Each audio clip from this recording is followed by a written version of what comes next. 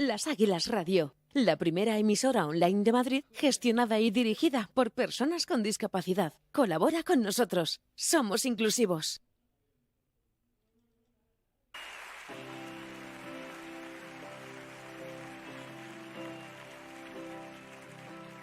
Somos como esos viejos árboles batidos por el viento que azota desde el mar. Muy buenas tardes, noches, a una emisión más de Conservando su Memoria, que emitimos como siempre desde Radio Las Águilas FM y que se puede ver a través de los canales de YouTube, tanto de la propia emisora como por el nuestro propio. Nuestro programa, el número 12 de la tercera temporada, se emite tal día como hoy, 20 de diciembre de 2023. Las huellas de los labios. Antes de empezar el programa quiero hacer un alegato, un recuerdo sobre todo de un amigo que se me ha ido. Manuel Ruiz. Hoy justo en el Ateneo de Madrid se le está rindiendo un homenaje al cual lógicamente no he podido asistir por estar aquí con vosotros. Manuel Ruiz ha sido, seguirá siendo un luchador nato por la memoria, sobre todo, de su hermano Arturo. Arturo fue asesinado en enero, el 21 de enero de 1977, por gente de extrema derecha, y hace relativamente poco Manuel, a través del libro de Carlos Portomeñe que vamos a presentar el día 25 de enero en la Biblioteca Ángel González, Manuel descubrió al asesino de su hermano. Ha muerto, víctima de un cáncer, pero se ha ido, entre comillas, muy entre comillas, contento por haber encontrado al asesino de su hermano.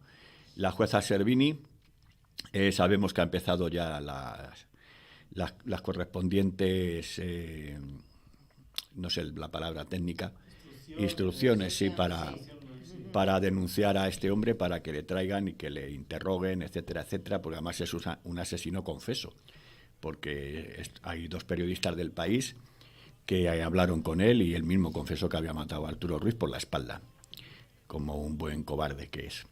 Entonces, vaya desde aquí mi más sentido y mi más querido homenaje a mi amigo Manuel. Tienes que estar contento, estás ahora con tu hermano, ahora te toca disfrutar de él lo que no te dejaron disfrutar la gente de la extrema derecha.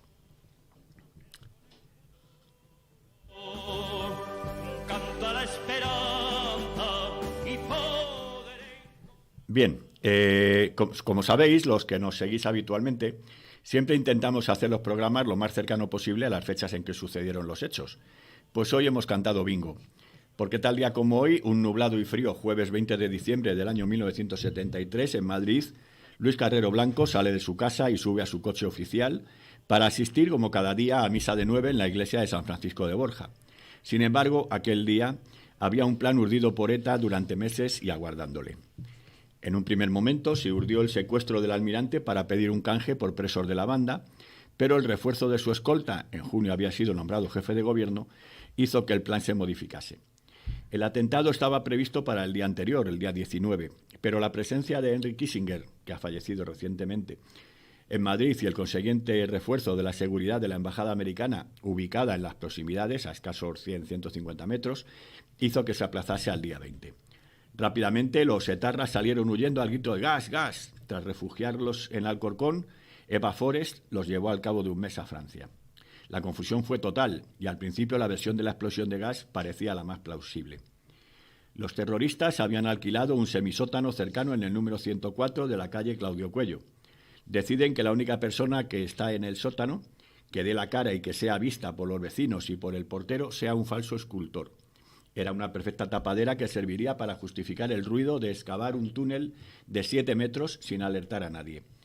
Calcularon que en 3 días iban a hacerlo, cuando se encuentran un muro de hormigón, ladrillos, un escape de gas y piensan y creen que no van a llegar a la fecha elegida. Ese 20 de diciembre, como cada mañana, el presidente del gobierno sale de su casa en la calle de los hermanos Becker y se dirige a la iglesia de los jesuitas de la calle Serrano, frente a la embajada norteamericana. A las 10:30 tiene previsto reunirse con su gobierno en Castellana 3 para preparar el Consejo de Ministros de los viernes en El Pardo. Tiene la costumbre de ir a misa de 9:30. Al terminar se sube al Dodge Dart negro sin blindar, al que sigue otro coche de vigilancia. Toma la calle Maldonado y gira en Claudio Cuello, rodea la iglesia y el convento y a la altura del número 104 se produce una gran explosión debajo del coche del presidente. Vamos a escuchar una cancioncita.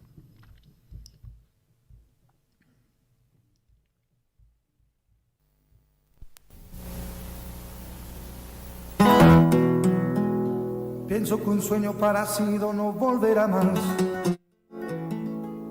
Y me pintaba las manos y la cara de azul. Y de provisa el viento la vida me llevó. Y me hizo volar en el cielo infinito.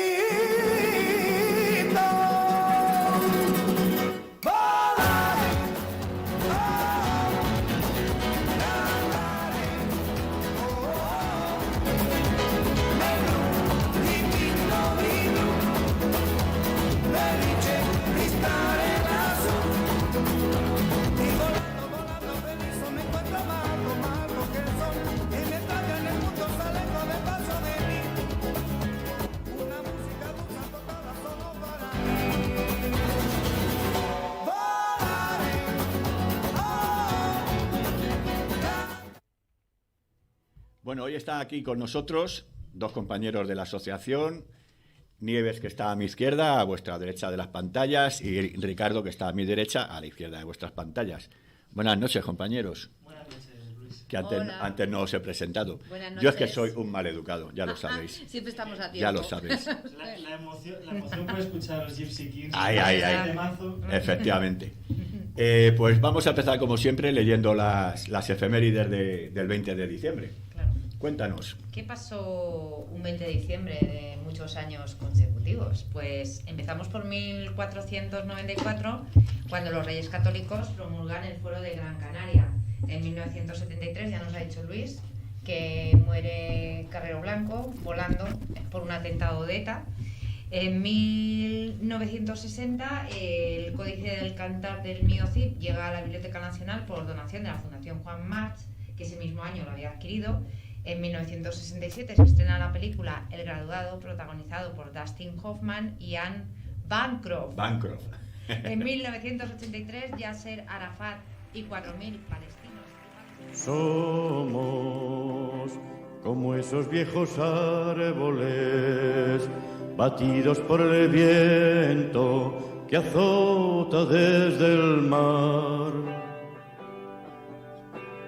Hemos perdido compañeros, paisajes y esperanzas en nuestro caminar. Vamos hundiendo en las palabras las huellas de los labios para poder besar. Tiempos futuros y anhelados, de manos contra manos, izando la igualdad. Somos como la humilde adoba que cubre contra el tiempo la sombra del hogar. Hemos perdido nuestra historia, canciones y caminos en duro batallar. Vamos. En 1983, Yasser Arafat y 4.000 palestinos y palestinas leales abandonan Trípoli y Líbano bajo la protección de las Naciones Unidas. En 1987 hay un choque entre el buque de pasajeros Doña Paz y el petrolero Víctor en el estrecho filipino de Mindoro. Mueren 4.317 personas en la mayor tragedia de la navegación comercial del siglo XX. En 2003, el socialista Pascal Maragall toma posesión como presidente de la Generalitat de Cataluña tras 23 años en el poder del convergente Jordi Pujol. En 2011, Mariano Rajoy es elegido presidente del Gobierno español por el Congreso de los Diputados, tras la mayoría absoluta del PP en las elecciones del 20 de noviembre. Juró el cargo el día siguiente. En 2017, la Audiencia Nacional condena a los Grapo, José Antonio Ramón Teijelo y María Victoria Gómez Méndez a 30 años de prisión por el secuestro de Publio Cordón. En 2018, el Tribunal Supremo fija en más de 1.500 millones de euros las indemnizaciones por el derrame de petróleo en el hundimiento del Prestige. En 2019, el Parlamento británico aprueba dejar la Unión Europea el 31 de enero. ¿Y quién nació el 20 de diciembre de 1899? Joaquín Garrigues y Díaz Callabate, abogado y catedrático español. En 1922, George Roy Hill, director estadounidense de cine. En 1935, Valerio Lázarov, realizador de televisión española de origen rumano. En 1946, Alejandro Aito García Reneses, entrenador español de baloncesto. Y en 1948, Alan Parsons, Alan Parsons, músico Project. británico. ¿Vamos a oír a Alan Parsons? Vamos a oír a Alan ¿Vamos a Parsons. oírlo un poquito?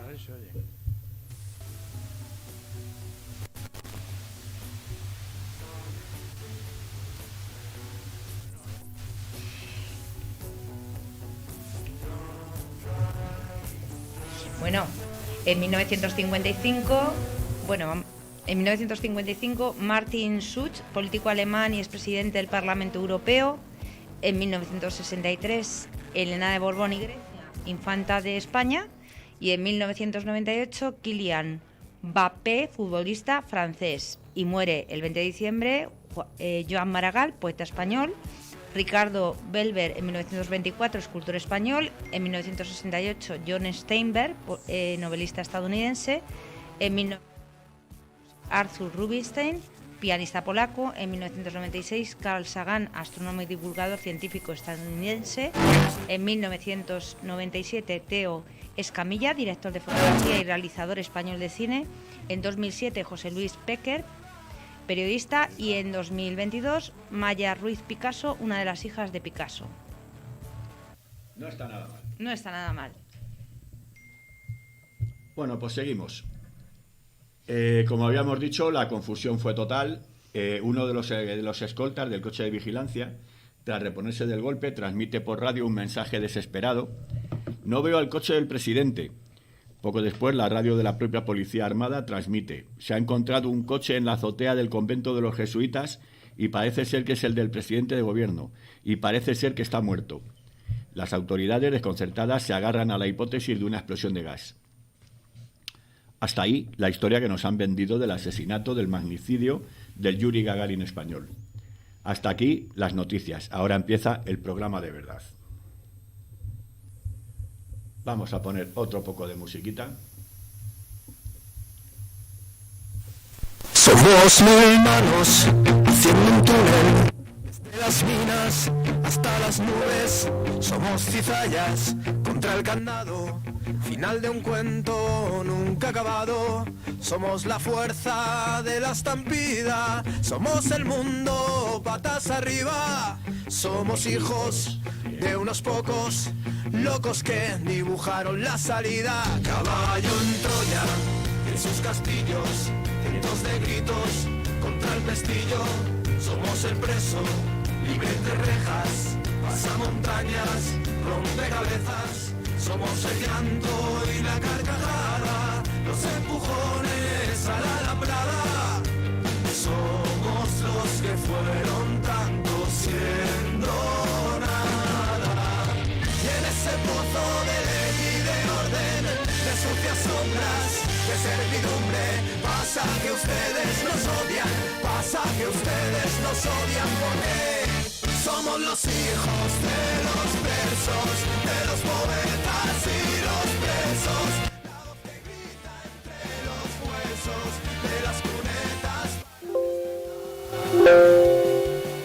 al universo.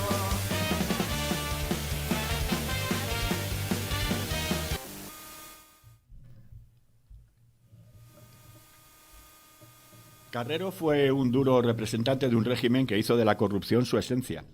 Cuando la dictadura voló por los cielos de Madrid, comenzaba una nueva historia en España. Los Estados Unidos de América no se encontraban muy lejos. Esa mañana, en el Tribunal de Orden Público se iniciaba el juicio del proceso 1001 contra la cúpula del sindicato Comisiones Obreras. A la 1 de la tarde, Radio Nacional de España emitió el primer comunicado del Gobierno en el que no se menciona que se trata de un atentado terrorista. Esta mañana se ha producido una importante explosión cuyas causas aún se desconocen. El almirante Carrero Blanco, que pasaba en su coche por el lugar de la explosión en el momento de ocurrir el hecho, ha sufrido graves heridas, a consecuencia de las cuales falleció poco después. Ha asumido automáticamente la presidencia don Torcuato Fernández Miranda. Fernández Miranda logró convencer a Franco de que se informase a los españoles de que Carrero había sido víctima de un atentado. ¿Cómo? Bueno, tú no viviste tú no viviste ese vuelo. No. Tú serías muy pequeñita. Uy, yo era muy pequeña. Yo no recuerdo. O sea, sí que. A ver, la imagen en blanco y negro del coche volando es una cosa que no sé si es que ya lo he visto muchas veces, pero sí. Lo que pasa es que es verdad que yo recuerdo el clima convulso, ¿no? Había una situación un poquito rara. Y había cierta inquietud. Y yo eso, por ejemplo, sí lo he vivido en mi casa, ¿no? Que había como incertidumbre de qué va a pasar. Sí. Quizá menos Carrero Blanco que cuando murió Franco, porque era como... eso fue como más impactante, ¿no? Pero Carrero Blanco es verdad que era como una sensación que... a ver, que era una cosa mala, ¿no? Porque era un atentado. Pero por otro lado era una cosa como, uff, qué alivio, ¿sabes? O sea, pero es verdad que yo recordar... Yo no sé si es un recuerdo ya o que veo el coche volando porque se ha pasado mucho por la tele y tal. Creo que el significado se ha descubierto después, fíjate lo que te digo. O sea, no sabíamos, no éramos conscientes para nada en aquel momento de que, no sé, sí que he oído hablar a la familia decir, es que este era el sucesor de Franco y tal, ¿no?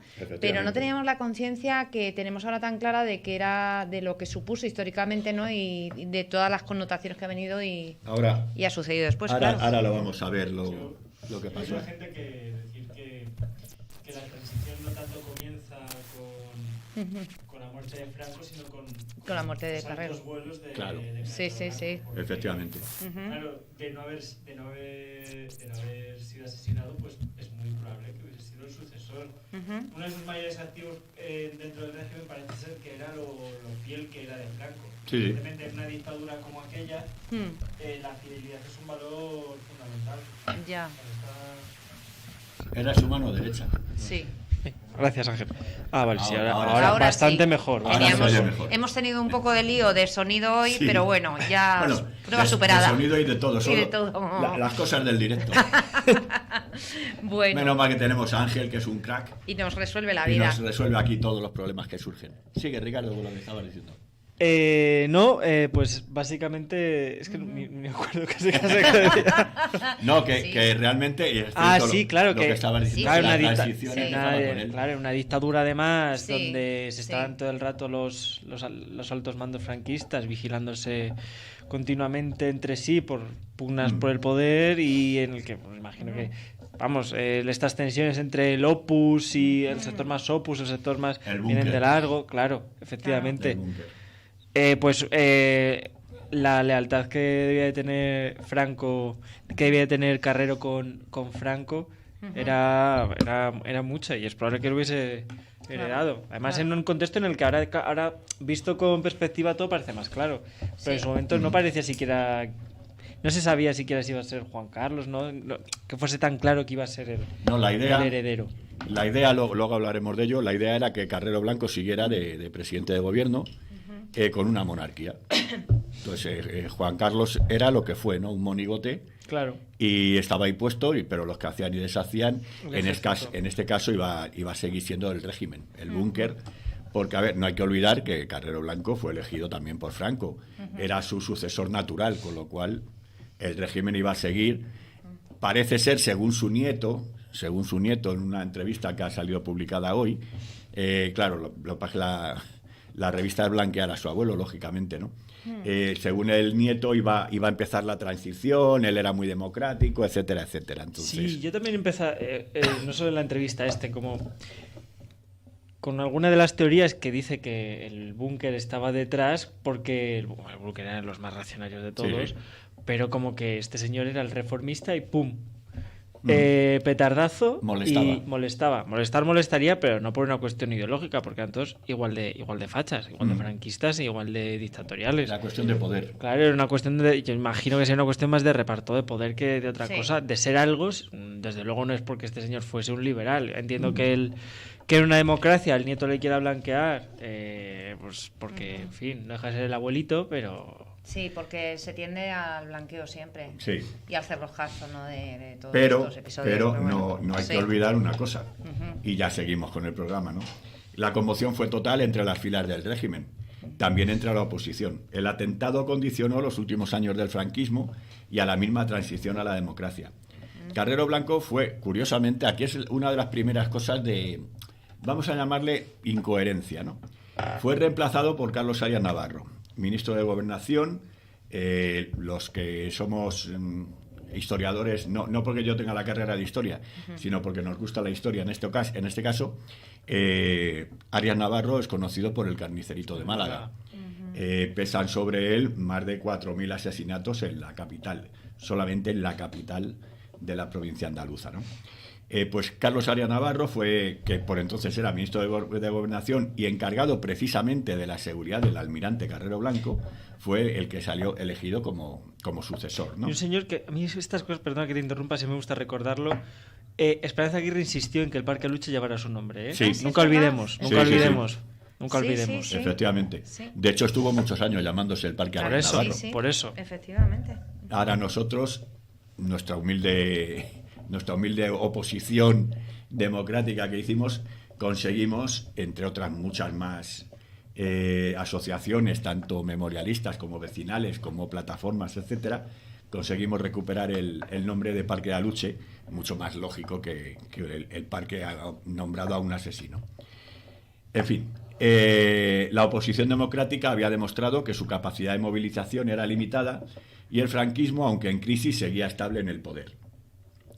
El primer presidente del gobierno en quien el dictador se atrevió a delegar las funciones ejecutivas, Luis Carrero Blanco, sale de un céntrico cine de Madrid, acompañado por su escasa escolta. Habían visto Chacal, precisamente, de Fred Zimmermann. En la trama, un mercenario contratado por la OAS, la organización de l'Armée Secrète, intenta acabar con la vida del presidente Charles de Gaulle en venganza por conceder la independencia de Argelia. El comentario de Carrero a sus guardaespaldas fue: eso solo ocurre en las películas. Este es el retrato que Antonio Elorza hacía del almirante en su artículo La muerte del valido de Franco.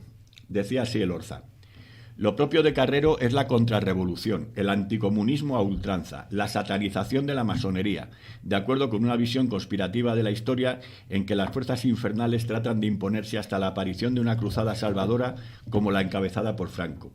El diablo inspiró al hombre de las torres de Babel del liberalismo y del socialismo, con sus secuelas marxismo y comunismo, y la masonería a modo de instrumento para su penetración. España quiere implantar el bien y las fuerzas del mal desatadas por el mundo tratan de impedírselo.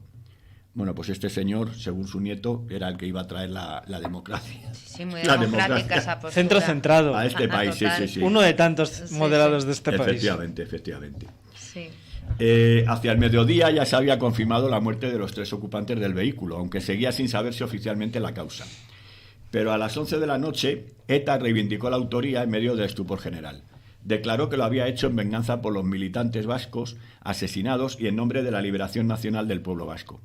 Mientras tanto, a lo largo de ese día se había descubierto un túnel y las autoridades confirmaron que efectivamente se trataba de un atentado. Los servicios de seguridad se mostraban incrédulos ante la capacidad operativa que ETA había demostrado.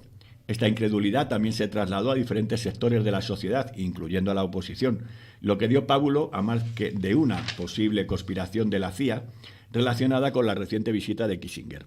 Según los defensores de esta teoría, alentada por la agencia soviética TASS, el motivo sería que Carrero no aceptaba la integración de España en la OTAN. Ojo, aquí empezamos ya con datos que pueden llevarnos a pensar cosas diferentes a la versión oficial. También hay que tener en cuenta una cosa.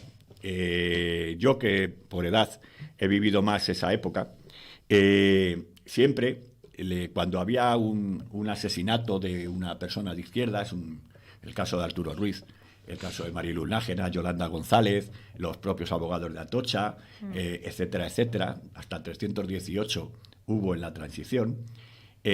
Curiosamente, los periódicos decían completas barbaridades, o sea, pero auténticas barrabasadas, con tal de que era un delincuente, de que es que se había ido de su casa, tenía instintos suicidas, etcétera, etcétera, ¿no? Como pasó con Enrique Ruano, que el propio Fraga Iribarne mandó un diario escrito, no por la letra de Enrique, pero diciendo que, bueno, que es que se quería suicidar porque estaba muy mal, que no sé qué, que no sé cuánto. O sea, que yo todo lo que digan siempre los periódicos, incluso hoy, me creo el 0,1% de todo lo que dicen, ¿no? No me creo ni hasta si va a llover mañana, o sea, que fijaros estas noticias, ¿no? ¿A vosotros os pasa igual o no? Depende del periódico. Depende del periódico. Sí, eso es verdad. Hay periódicos que no, pero bueno. Hombre, no son los tiempos en los que estaba otro moderado, Fraga, al mando, sí. pero bueno. No, es curioso, ¿no? Es muy curioso que, a ver, lógicamente en esa época la gente leía los periódicos. Solamente había una cadena de televisión, porque lo que se llamó el UHF, que hoy es la 2, sí. Eso empezaría a mediados de los años 70. No había mando a distancia. El mando a distancia era el niño. Niño, cambia la tele. Claro, éramos el mando a distancia de nuestros padres.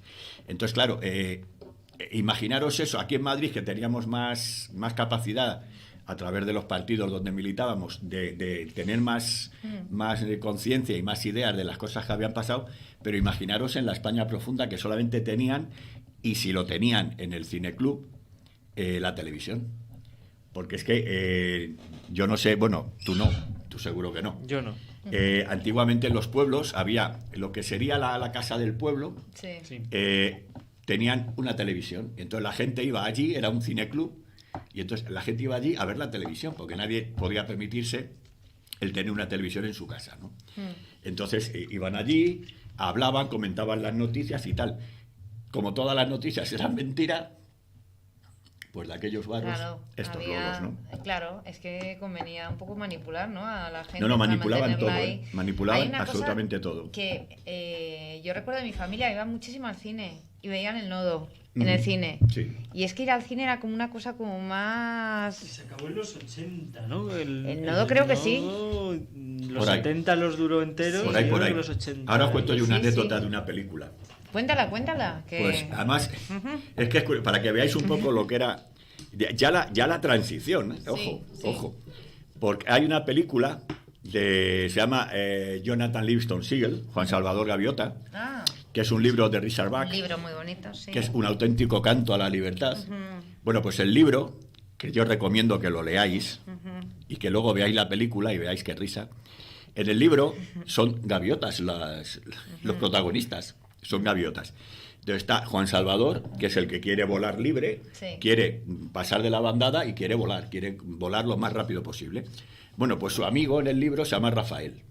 Rafael es un poco el Pepito Grillo, ¿no? El que le dice, hombre, pero quédate con nosotros, porque con nosotros vas a tener la comida asegurada, vamos a tener, en el caso de que suframos algún ataque, la bandada te va a apoyar, que no sé, o sea, un poco el Pepito Grillo. Bien, hasta ahí todo perfecto. La música era de uno de mis ídolos de la juventud y de actualmente, que es Neil Diamond, y fuimos a ver la película. Te hablo del año 76, ojo, que fue cuando dieron un poco manga ancha para poder ver esa película. Repito, gaviotas. Bueno, pues mira tú por dónde, resulta que Rafael desaparece. Rafael no existe en la película. En la película se llama María. ¿Cómo? María. ¿Por qué? Porque ellos pensaron que, lógicamente, una persona, en este caso una gaviota, no podía ser homosexual. No podía tener un amigo gaviota. Tenía que tener una amiga gaviota. Entonces, en la película, Rafael se llama María.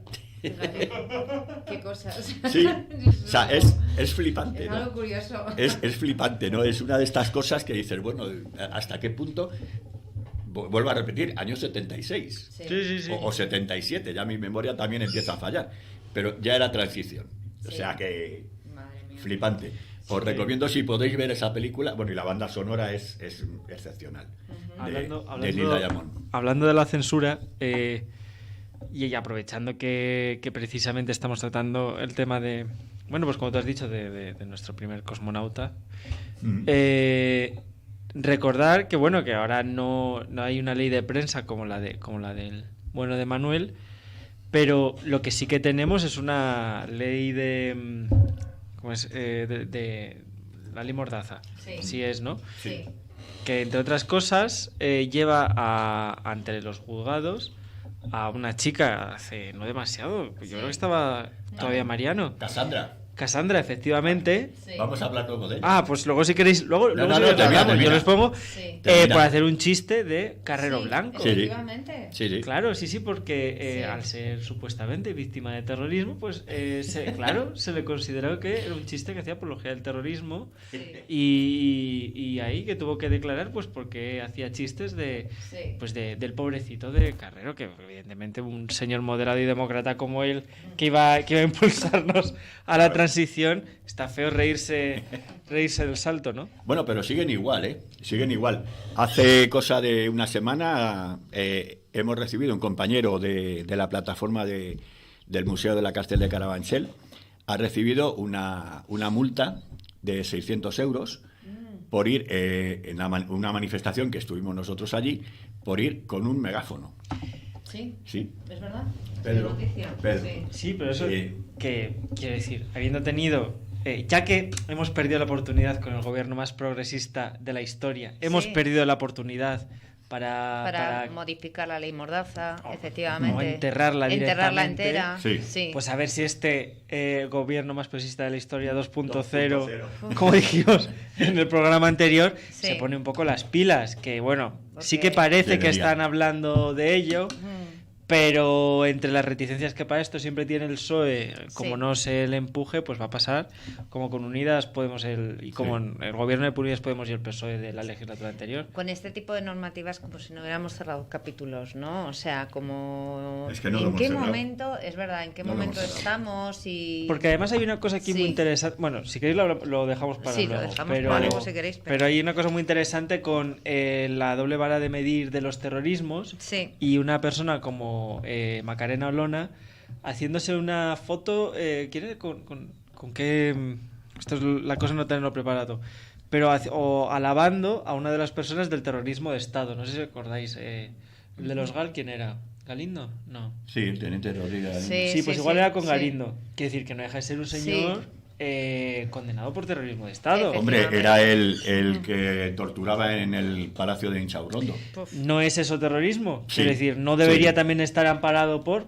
Estas Totalmente. cosas, de nuevo, por lo general, Totalmente. no se miran y hay una doble vara de medir. De enfermo, nombró al almirante su primer presidente del gobierno. Solo le impuso un ministro por encima de él, el de Gobernación. El exfiscal Carlos Arias Navarro, exdirector general de Seguridad y exalcalde de Madrid, como hemos dicho antes, conocido como Carnicerito de Málaga por su actuación vengativa como fiscal en la capital de la Costa del Sol durante la posguerra. Con el nombramiento, Franco había desbaratado una operación que llevaba fraguando meses, el Movimiento Vasco de Liberación. Con la muerte del almirante se abrió en España una época convulsa que preocuparía mucho a Estados Unidos y más cuando se debía renovar el acuerdo militar que permitía el mantenimiento de sus bases militares en suelo español. La extrema derecha del régimen, el conocido como búnker, se reforzó y pidió sangre. Como consecuencia de todo, aumentó la represión y se produjeron las ejecuciones de 1974 y 1975. El entonces príncipe Juan Carlos perdió el apoyo que le garantizaba una sucesión tranquila tras la muerte de Franco. En cuanto al sorprendente nombramiento de Arias Navarro como nuevo jefe de gobierno, cabe atribuirlo a la influencia que la esposa de Franco, Carmen Polo, y su camarilla del Opus tenían sobre el debilitado dictador. La proximidad de la embajada de Estados Unidos a escasos 100 metros del lugar del atentado, donde el vicepresidente norteamericano, Kissinger, como hemos dicho antes, había estado hasta la víspera, hacía muy difícil la preparación del ataque sin levantar sospechas de los servicios secretos españoles y norteamericanos. En el comunicado hecho público por ETA señalaba explícitamente que no había existido ninguna colaboración de la CIA y explicaba que Carrero había sido asesinado porque era una pieza fundamental e insustituible del régimen y representaba el franquismo puro. La documentación de la Embajada de Estados Unidos en España, desclasificada en 2008, señalaba la colaboración de los servicios secretos norteamericanos en el magnicidio y explicaba que el mejor resultado que puede surgir sería que Carrero desaparezca de la escena. Esto es curioso porque estos son los documentos que estaban en la embajada. Pero los documentos que, además, el otro día echaron un reportaje, el viernes, quiero recordar, o el sábado, echaron un reportaje en televisión de Carrero Blanco y decía un historiador que los documentos desclasificados en Estados Unidos no hacen ningún tipo de mención a Carrero Blanco. Es curioso, ¿no? Sí. Yo, como ya sabía este otro dato, porque ya hicimos un programa el año pasado también, que vino aquí el historiador Pablo Alcántara, desde aquí le mandamos un cariñosísimo abrazo, también defendía esto, ¿no? O sea, es que tenemos datos de que en la embajada americana manejaban estas cosas. Es que es impensable. Es impensable que estamos hablando del presidente del gobierno en ese momento. Sí. Y que a 100 metros de la embajada americana haya varios tipos que estén haciendo un agujero y que no se entere ni la CIA, ni la Policía Secreta Española, ni el CSIC, ni nadie. Es que no cabe en ninguna cabeza. Es más, de hecho, dentro de los explosivos que encontraron, había un tipo de explosivo que no era el que utilizaba normalmente ETA. Era un tipo de explosivo que habían traído de Estados Unidos, de la guerra de Vietnam o de no sé dónde. Entonces, claro, todo eso figura en los documentos de la Embajada de Estados Unidos en Madrid. ¿A quién creemos? Pues, hombre, lógicamente, antes de creer a los documentos que están allí en Washington o donde estén, yo me creo a los que están aquí porque son los que han manejado el tejemaneje. Aparte, Carrero Blanco, lo hemos dicho al principio, no caía bien a nadie. O sea, no caía bien ni a sus propios compañeros del régimen ni del búnker, no caía bien a los americanos porque no quería las bases, Sí. no caía bien a la oposición, lógicamente, porque iba a seguir la mano dura de Franco, etcétera. Todo el mundo quería que desapareciera, ¿no? Sí. Y es lo que pasó, ¿no? Además creía, es que estaba echando un vistazo, creía que había como una conspiración internacional en contra de Franco. O sea, ya es como esto del tipo paranoico, ¿no? O sea, es Y es una que- persona es que especial, además- vamos a decir. Es que además había... Sí. yo recuerdo un poco que cuando recompusieron la escena, Sí. había un segundo coche que era el que le obligaba a frenar Sí. al doctor del almirante para pasar despacio porque estaba aparcado en segunda fila y ahí también había una bomba. Ajá, Esa bomba no explotó. ya. Pero haciendo un seguimiento a los explosivos de ese vehículo, Sí. esa segunda bomba apuntaban a que la base de Rota fue el punto de paso y manipulación de esos explosivos. Wow. Entonces, claro, ahí sigue un poco esa teoría, vamos a llamarla teoría, porque, a ver, lógicamente no se puede saber, hoy en día no se puede saber, es una teoría de la conspiración, pero que yo la veo mucho más factible que la versión oficial, ¿no? Yo la veo Sí. mucho más factible, sobre todo porque la embajada americana lo ha dicho, o sea, no es que lo digamos nosotros, que somos unos Sí. Mundi, Sí, sí. lo ha dicho la embajada americana. A pesar de que las autoridades iniciaron una investigación para aclarar los hechos, el caso quedó archivado, lógicamente, al comienzo de la transición y nunca se esclarecieron todas las circunstancias. Los autores del atentado que formaban el Comando Chiquía, que eran Algara, Kiskur y Archulo, tampoco llegaron a ser juzgados por estos hechos al beneficiarse de la ley de amnistía de 1977. Otro tema curioso. ¿Cómo dejan a los asesinos, en teoría, de un presidente del gobierno, cómo los dejan libre con una amnistía? Sí, O sea, sí, sí. me sigue... Bueno, pero eso puede ser, vamos, eso entiendo que es porque por la ley del 77 se tendría que amnistiar, ¿no? Es raro, ¿eh? Es muy raro. Es Es que muy raro. es un, o sea, es como un hecho muy grave. Sí. Sí, ¿No? pero no, grave es, Sí, sí. Sí, sí. grave O es. sea, considerado, a ver, es grave y además... O no, yo que sé, igual es que se quedó Sí. con ganas de más misa y dijeron, no te preocupes, tenemos aquí un convento al lado, te vamos a ayudar a que tengas una segunda misa, aunque sea entrando por el tejado. Sí, pero vamos, no sé si era mucho a lo mejor lo que perdía el gobierno de Franco si no hubiera la ley de amnistía. No sé si habían sopesado eso para pasar por alto esto, pero creo que no es el estilo... Como mínimo es curioso. Es curioso, Es o curioso. sea, llama Sí, mucha atención. sí que es verdad que, Sí. sobre todo yo viendo la serie de Movistar Plus de Matar al Presidente, aunque habla mucha gente y hay periodistas que dan a entender que estuvo implicado, bueno, la CIA, Sí. el búnker, Sí. aparecen ahí hasta los rusos,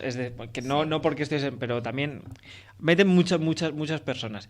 Y no sé si implicados directamente, pero hombre, es verdad lo que tú comentas, Luis, que siendo es un punto estratégico entre la embajada Sí. americana con Kissinger viniendo, que tuvieron que retrasar el atentado porque precisamente por la presencia de Kissinger. Hombre, pues igual, no digo que no, no digo que no participaran activamente, pero igual no, lo que sí que dejaron hacer. Todo Sí. el mundo sabía y se dejó hacer. Miraron para otro lado. Claro, la CIA sabía y dijo, "Bueno, pues es que nos interesa", y Claro. dejaron hacer. Igual hasta el búnker sabía, ¿y quién era? Arias Navarro. Y dijo, pues mira, Sí. dejo hacer y me quito de en medio a este rival que me está... Porque Sí. también comentan en la serie que en un momento, en esta renovación del ejecutivo que comentas, que hace a Carrero presidente, Sí. Arias Navarro le va a dar las gracias y le dice algo así como, a mí no me den las gracias porque yo no he sido. Si por mí es, tú estás en tu casa cazando pichones. A mí no... Efectivamente. Parece ser que fue la Collares que, Sí. que metía mano en todo, en esa Bueno, época en la que Franco La estaba medio Collares, vaga. a ver, la Collares era una persona excesivamente religiosa. Y de hecho, Carrero Blanco era excesivamente religioso. Sí, vamos, de hecho, ultracatólico. ya lo hemos dicho, Sí. que todos los días iba a misa de 9:30. Todos los días, todos Sí, los días. sí. Entonces, Pilar Franco, Carmen Polo de Franco, yo creo que convenció a su marido, que estaba ya medio muriéndose, y el Opus, que era, no olvidemos que también tenía muchísima fuerza y sigue Sí, teniendo, sí. fueron los que convencieron al Unihuevo para ponerle de presidente de gobierno al almirante, ¿no? Es curioso porque el generalísimo Franco todavía está muerto. Generalísimo Francisco Franco is still dead.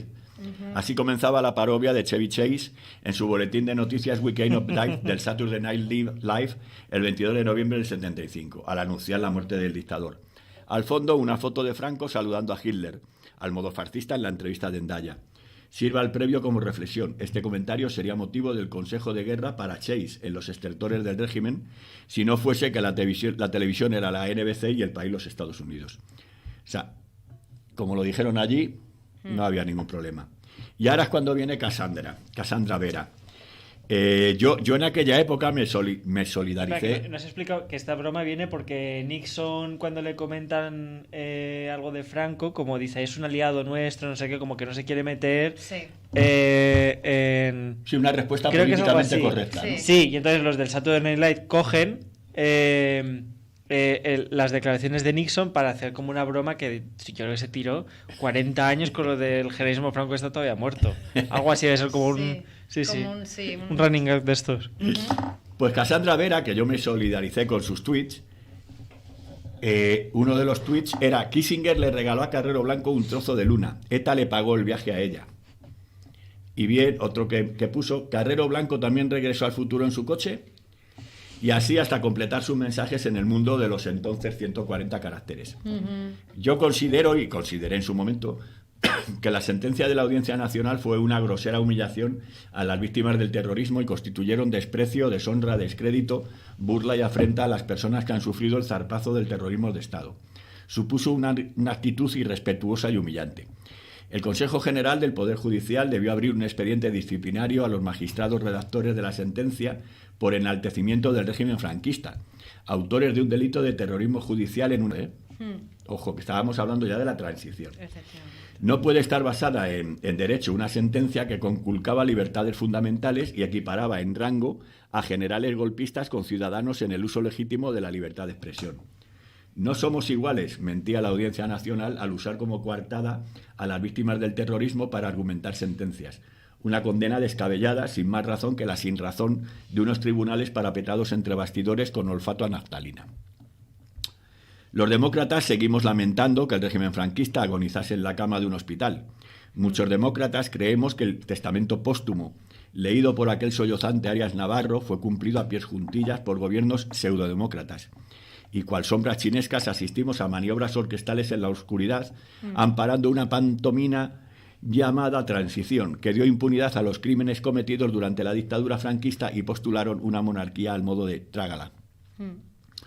Reconozco sin ambajes que una sonrisa se asomó a mi rostro cuando vi las imágenes del blindado en el patio del convento en la calle Claudio Cuello, sin amparar el asesinato de víctimas inocentes. Tengo la certeza de no haber ofendido en aquel momento a las víctimas del terrorismo. Es más, me encantaría, en tono burlesco, que el régimen también hubiese acompañado al almirante en su viaje al regalo lunar recibido por Kissinger, a la vez golpista también. ¿Qué opináis de esa, vamos a llamarla libertad? Porque es que hay que recordar que hay tuiteros que fueron encarcelados, hay titiriteros que fueron encarcelados, hay raperos que fueron encarcelados. Esto es... etcétera, Aprovechamos para hablar de un tema yo creo que se nos quedó en el tintero en el Hay programa periodistas anterior. también encarcelados, Sí. como Pablo González. Claro, es Sí. que... sí, bueno, por eso al menos... Por uno, ese no somos nosotros. Sí, Ya, ya. Pero los en que sí color. somos nosotros es el otro Pablo, el rapero. Sí. Por Pablo decir Hasél. algo, por no sé, una barbaridad en contra del rey Juan Carlos, pero bueno, su derecho legítimo está, yo creo. O Valtònyc, que se ha tirado fugado muchos años y que ha tenido que volver una vez ha prescrito la condena. Los titiriteros, además lo de los titiriteros es una cosa gravísima. Sí. Cuando estamos continuamente, cuando los jueces se dan golpes de pecho y diciendo que va en contra del honor hablar del lawfare, es que es una cosa tan absurda que después de todo lo que hemos vivido se dude de que existe el lawfare.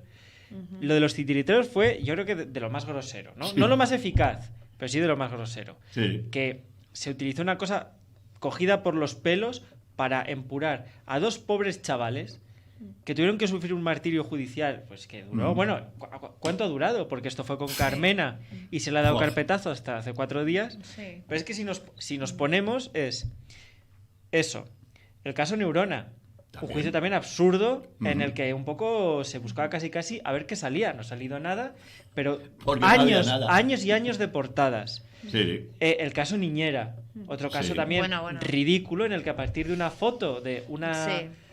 creo que era... Sí, lo una- que hago yo con mi nieta. Sí. Sí, no, pero Sí. en lugar de que estuviese, pues, o Pablo o Irene, era una compañera de Una trabajo. compañera de, Imagino, sí. una puesta a dedo de Sí. los de cargos de confianza, pero que bueno, pues coge al niño y ya está. No, ahora es la niñera.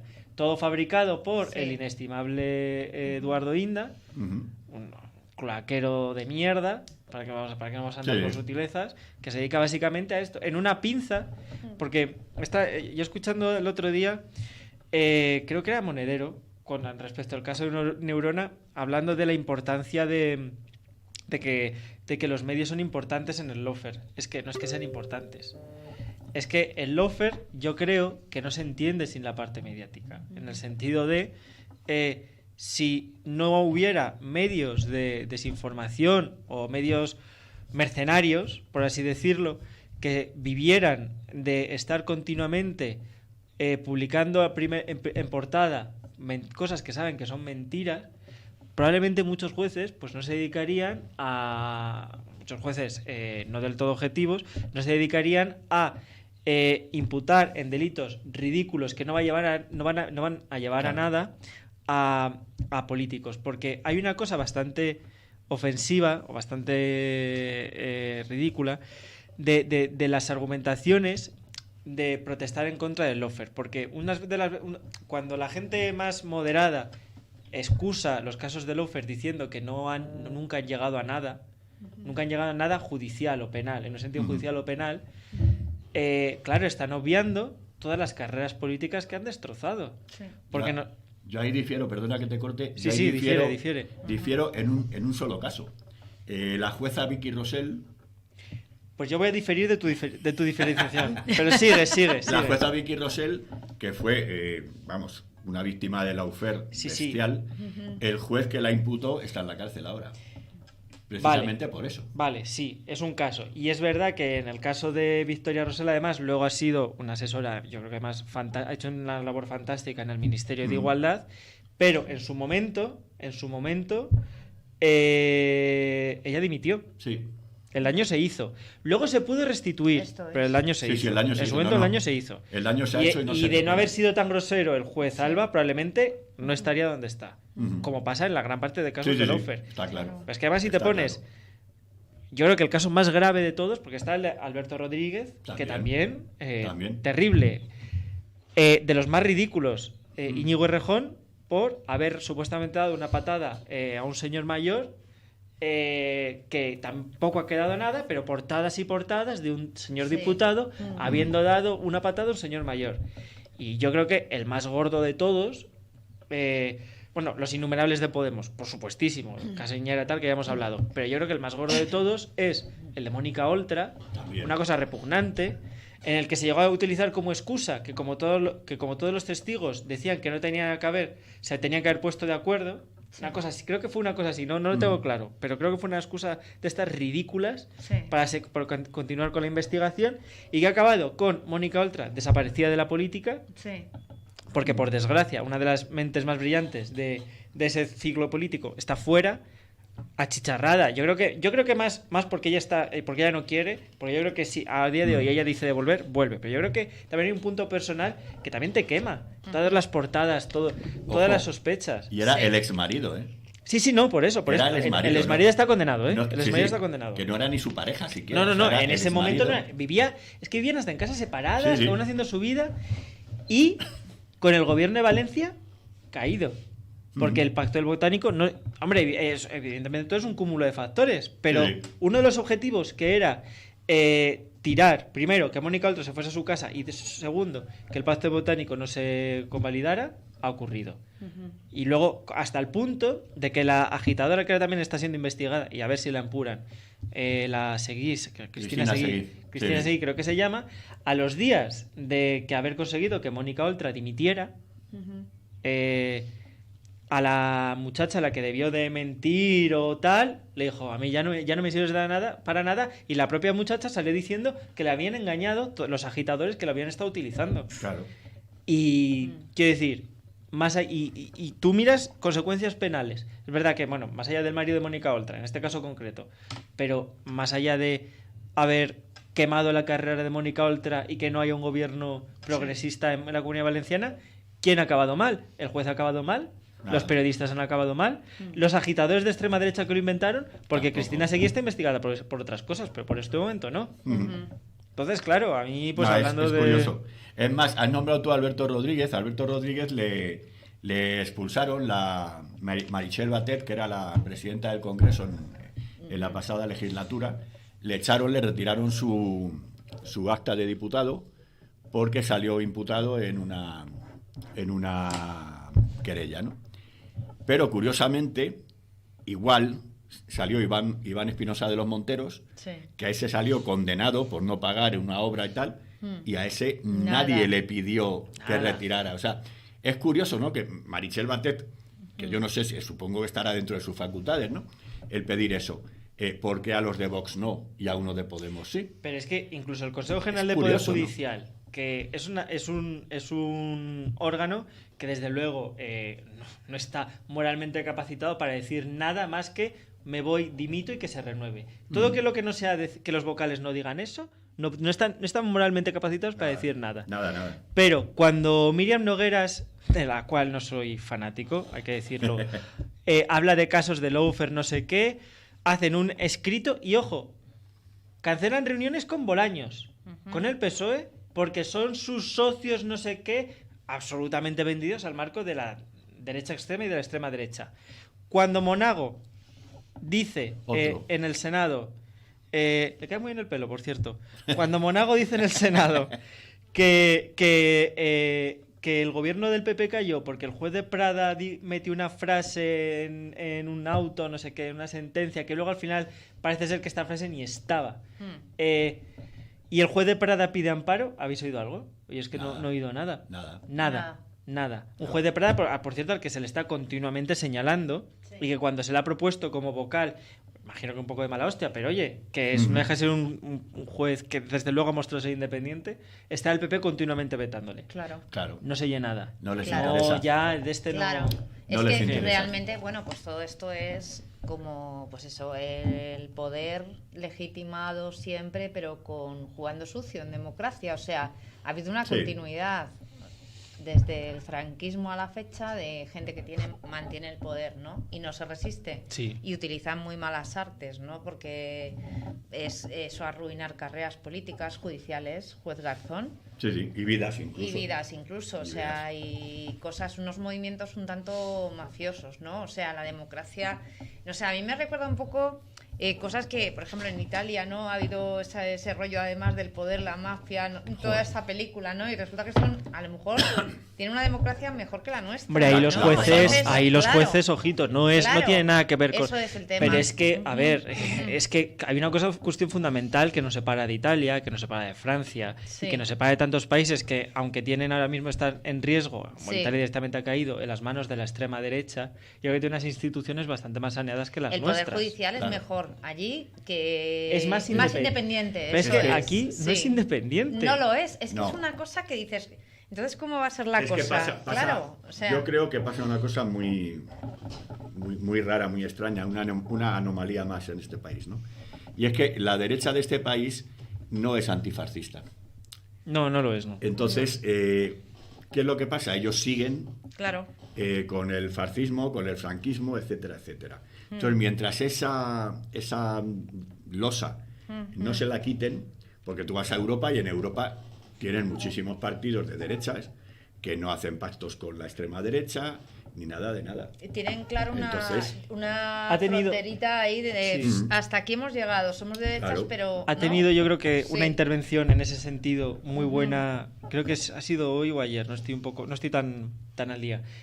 Íñigo Errejón, yo que se intente buscar porque las palabras como tal son muy brillantes y además. Hombre, otra cosa no tendrá, pero tiene olfato para saber muchas veces Sí. por dónde tirar y por dónde debe tirar la estrategia al respecto de contrapesos políticos al gobierno. Y lo dice. Dice, cuando gobierna el PP, cuenta con el 100% del poder. Cuando Sí. cuando está en el Ejecutivo un gobierno de izquierdas, tiene la derecha el 60%, porque claro, pues es lo que contamos, todo lo de la gran parte de los jueces, de gran parte de las instituciones Sí. que no son elegidas por el poder legislativo, que al fin y al cabo, no nos olvidemos, es en el que cae la soberanía del pueblo, es el más importante de los tres poderes. Porque muchas veces cuando se habla de la independencia judicial se confunden cosas. Que una cosa es que tú seas independiente a la hora de elaborar una sentencia, y ahí sí que tienes que ser independiente. Y otra cosa es que los órganos de elección de los jueces puedan ser independientes del control del pueblo, que en esta democracia que tenemos se representa a través del poder legislativo. Es que es una cuando dice el presidente del Consejo General del Poder Judicial, que insisto, lo único que debería decir es dimito. Sí. Es lo único que debería poder decir. Si fuera demócrata, lo haría. Claro, ¿Verdad? Claro. cuando dice que quiten los políticos las manos del Consejo Poder Judicial, ¿cómo? Pero primero, ¿tú quién eres para hablar de estas cosas? Claro. Además, ¿cómo que quite? ¿Y entonces quién os controla? ¿De qué sois independientes? Claro. ¿De la voluntad popular sois independientes? Claro.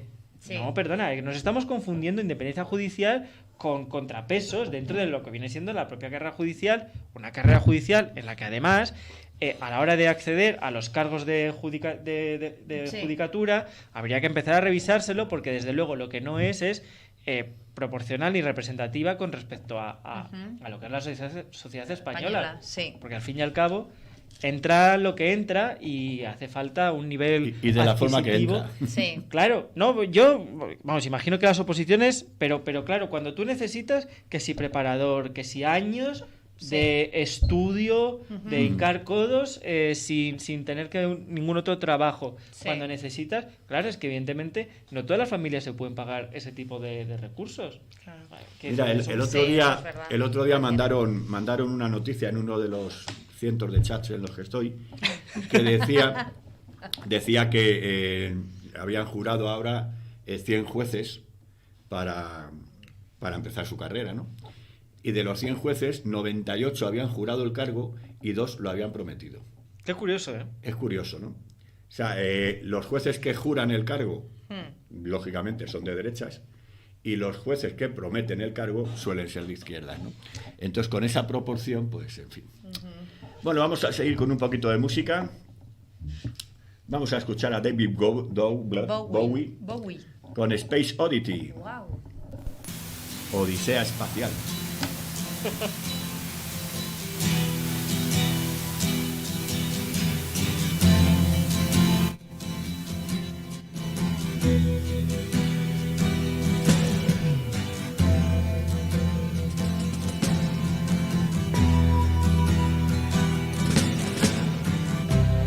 Ground control to Major Tom. Ground control to Major Tom.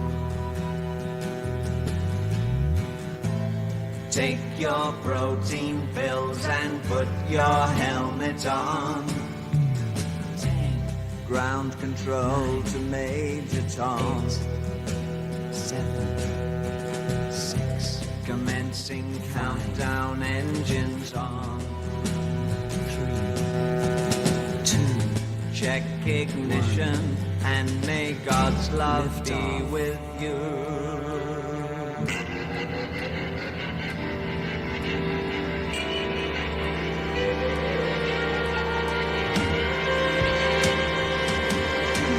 This is ground control to Major Tom.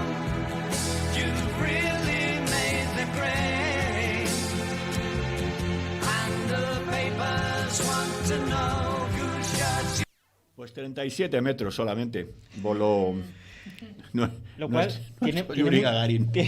tiene mucho mérito, además, Hombre, porque récord mundial, tío. hay que tener en cuenta que yo creo que dentro de la historia militar, Todavía no lo han superado. ¿no? Sí, es el ¿no? primero que fue a la vez almirante y piloto. Eso es. Eso es lo que un te iba a decir. concepto. Y era Es- marinero. Era claro. marinero. Era marinero. Un soldado Fíjate. híbrido, ¿no? Es un Claro. pez volador prácticamente. Marinero de luces. Madre mía. Oye, qué bueno David Bowie, ¿no? O sea, Muy bueno. es genial. Bueno, Muy bueno el señor David. es estupendo. Bueno, Era seguimos con nuestro querido tocayo mío, Luis Carrero Blanco. El asesinato del almirante, como hemos dicho, representó la mayor conmoción política de la etapa de Franco. El atentado de Carrero no solo marcó un punto de inflexión en la deriva del régimen franquista, sino que también tuvo consecuencias significativas en los acontecimientos que siguieron, allanando el camino hacia la transición democrática. A pesar de su impacto, el caso nunca fue sentenciado, generando una serie de interrogantes y teorías que perduran hasta hoy y perdurarán por los tiempos de los tiempos. Desde aquí hay que saludar a los oyentes y a los televidentes, a los youtubers que nos están viendo. Sí, porque he recibido un mensaje de que nos están viendo por YouTube. Anda. Sí, Un abrazo. Un El abrazo, compañero claro que sí. Jesús. Ay, hola, Jesús, Jesús. aquí estamos, echándote de menos. Errores en la investigación, fallos en los cuerpos de seguridad del Estado y la desaparición de documentos han alimentado diversas interpretaciones sobre la autoría y las circunstancias que rodearon el atentado. Esto ha llevado incluso a que se dude de la autoría de la organización terrorista ETA. Durante las últimas 5 décadas, hoy se cumplen 50 años justos del magnicidio, las complejidades de este caso han dado lugar a muchas teorías, desde la posibilidad de una conspiración interna en el régimen hasta la sombra de sospecha que apunta a la CIA y los intereses estadounidenses. Del atentado, Henry Kissinger, secretario de Estado de los Estados Unidos de América, se reúne con Carrero Blanco en Madrid, pero el encuentro fue un fracaso. A la mañana siguiente, el día 20, a unos 100 metros de la embajada americana, Carrero Blanco es asesinado. Esa mañana, en el Tribunal de Orden Público, comenzaba el juicio del proceso minuno contra la cúpula del sindicato ilegal en aquella época, Comisiones Obreras. Ahí estaba nuestro querido Marcelino Camacho, Nicolás Sartorius, etcétera, etcétera. A la 1 de la tarde, como hemos dicho, Radio Nacional de España emitió el primer comunicado del gobierno. Vamos a ver. El atentado contra Carrero Blanco condicionó los últimos años del franquismo y a la misma transición a la democracia. Ese día ya se había confirmado la muerte de los 3 ocupantes y ya habíamos dicho que ETA había reivindicado el atentado. La CIA calificaba las causas de la muerte del almirante como un accidente de fuga de gas y la agencia de espionaje remitió un cable al presidente de Estados Unidos diciendo que no hay evidencias de sabotaje. Los servicios de seguridad se mostraban incrédulos ante la capacidad operativa que ETA había demostrado. Esta incredulidad también se trasladó a diferentes sectores de la sociedad, incluyendo a la oposición, lo que dio pábulo a una posible conspiración de la CIA relacionada con la reciente visita de Kissinger. Yo creo que el motivo era que Carrero Blanco se negaba a cumplir ciegamente las órdenes que recibía del otro lado del Atlántico, ¿no? No aceptaba la integración de España en la OTAN, no quería las bases, lógicamente no quiero entrar en la OTAN, no aceptó las bases. Yo creo que se dio un poco ahí un tiro en el pie, porque si precisamente Estados Unidos accedió a legalizar el gobierno de Franco, el gobierno de España, fue precisamente porque iban a poner bases.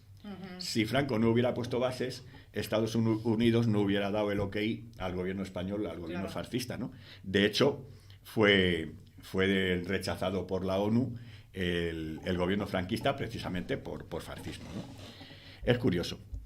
A finales de diciembre de 1973, Santiago Carrillo, secretario general del PC, declara en relación con el atentado del almirante que cuando hemos dicho que el atentado contra Carrero Blanco era obra de profesionales y no de aficionados, no lo hacíamos con ninguna intención peyorativa hacia ETA. Queríamos subrayar que ese atentado lleva la marca de ciertos servicios especializados más que la de una organización cuyos medios y posibilidades son limitados. Un poco lo que hemos estado comentando antes, ¿no?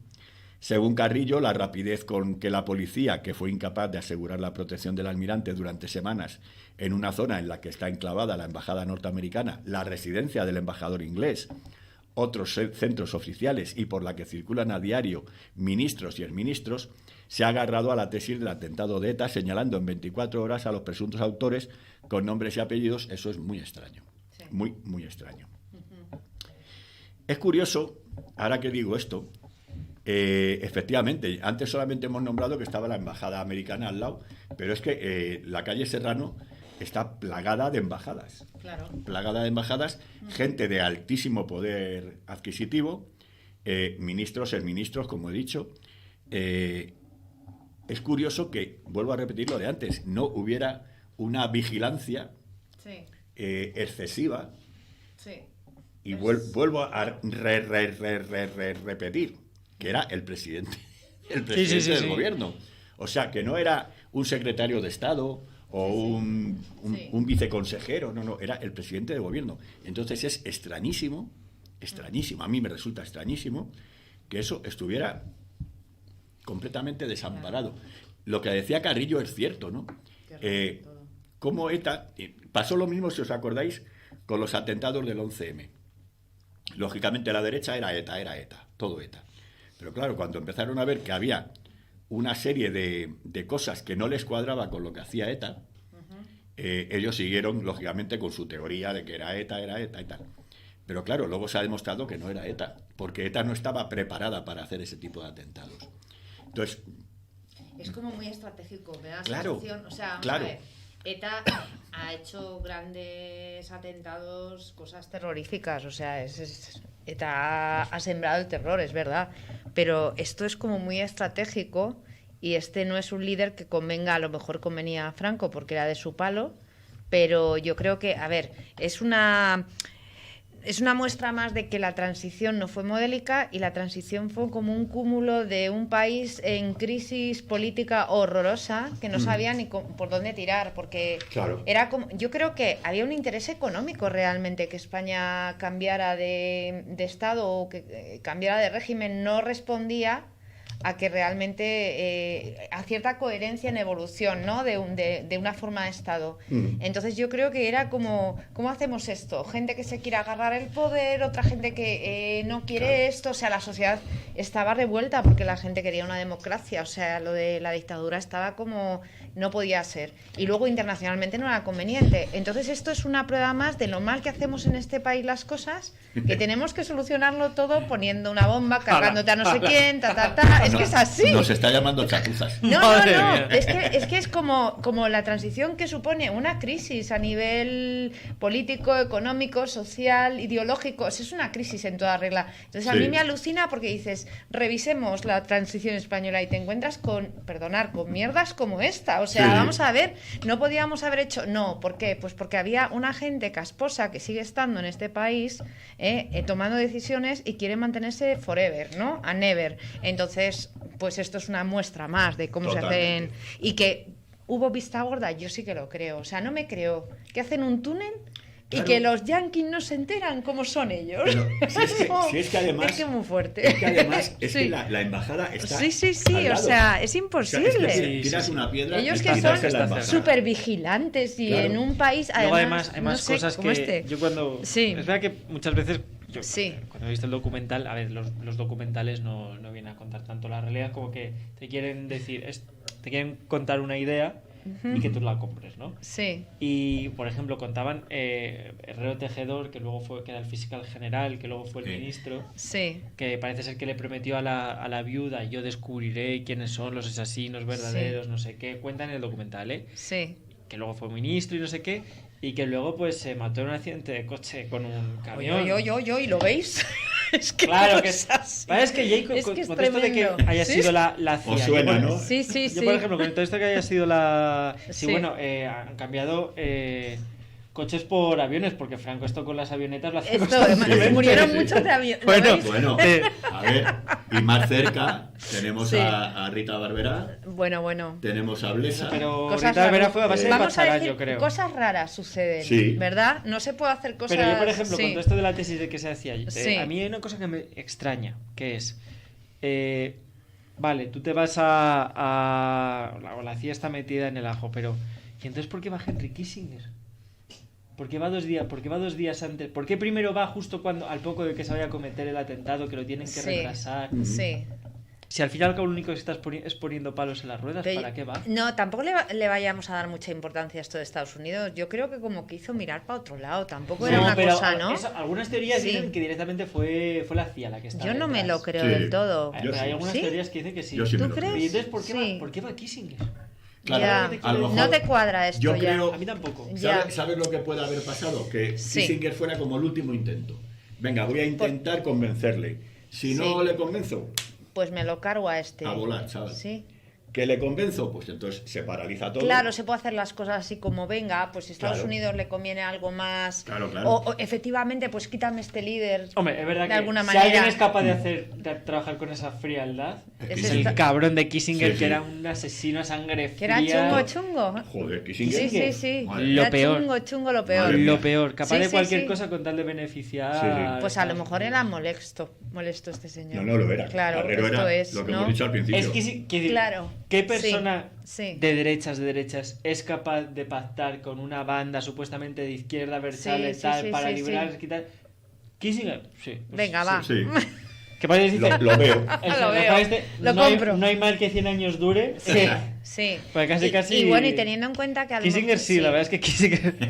Bueno, ya os digo, teniendo en cuenta que ETA era como, pues eso, una oposición con armas clandestina, pero que no tenía las connotaciones que con el tiempo ha tenido. ETA, no, pero en su época ya varios atentados llevaba. Lo que pasa es que, claro, en aquel momento el atentado de Carrero Blanco supuso un, no sé cómo decirlo, un chute de notoriedad, porque pues más allá de militares, no voy a decir de poca monta, o guardias civiles rasos, yo creo que, bueno, evidentemente no había asesinado a nadie como Carrero Blanco, porque es que no nos recordemos, el presidente. Claro.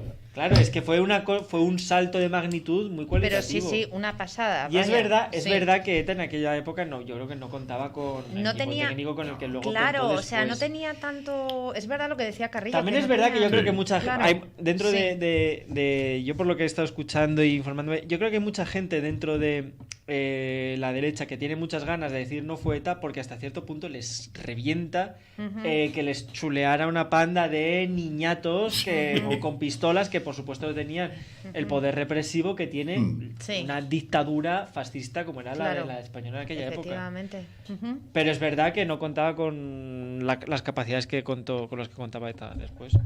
Bueno, vamos a ir terminando el tema de Luis Carrero Blanco. Lógicamente, ETA hizo un comunicado, ¿cómo no? El objetivo del atentado, según indicaba ese comunicado, era también intensificar las divisiones entonces existentes en el seno del régimen franquista entre los aperturistas y los puristas. Según declaraciones posteriores de uno de los miembros del Comando Chiquía, Carrero Blanco era una pieza fundamental e insustituible del régimen y representaba el franquismo puro, que ocupó a partir de 1951 prácticamente la jefatura del gobierno.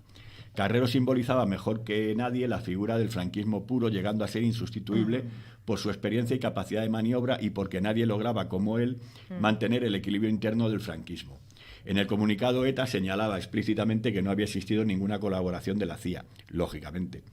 Lógicamente, ¿qué van a Hombre, decir ellos? Es que imagínate. ¿Qué van a decir ellos, no?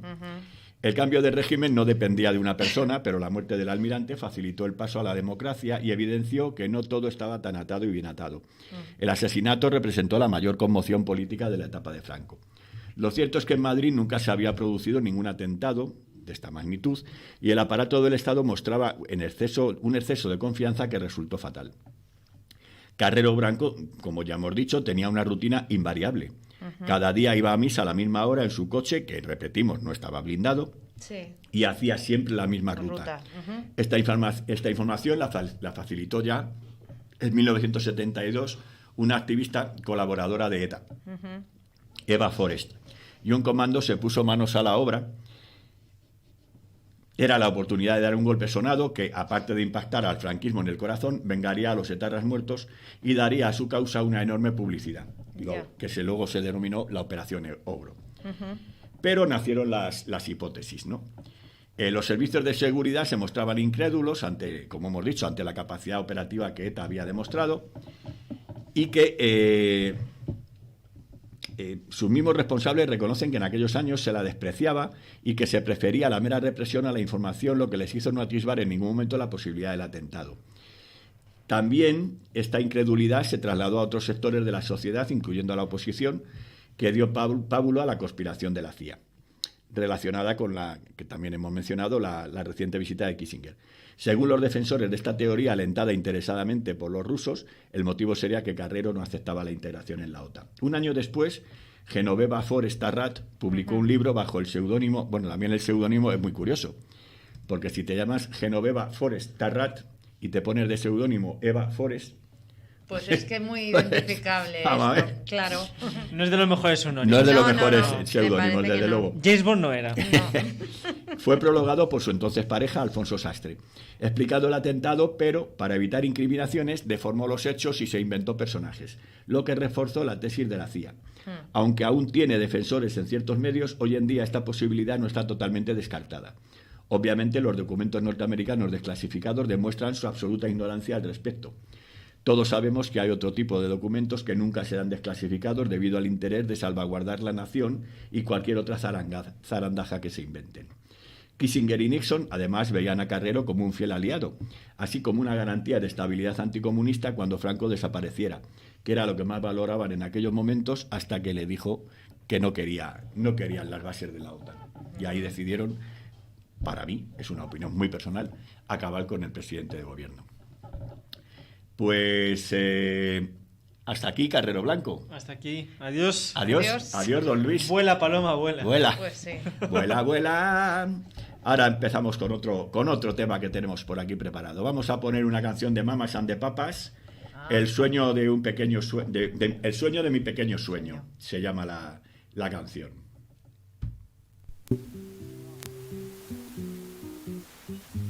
Now to sing this lovely ballad.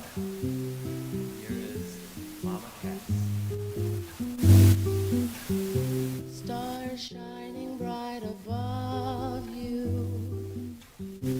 Night breezes seem to whisper, I love you.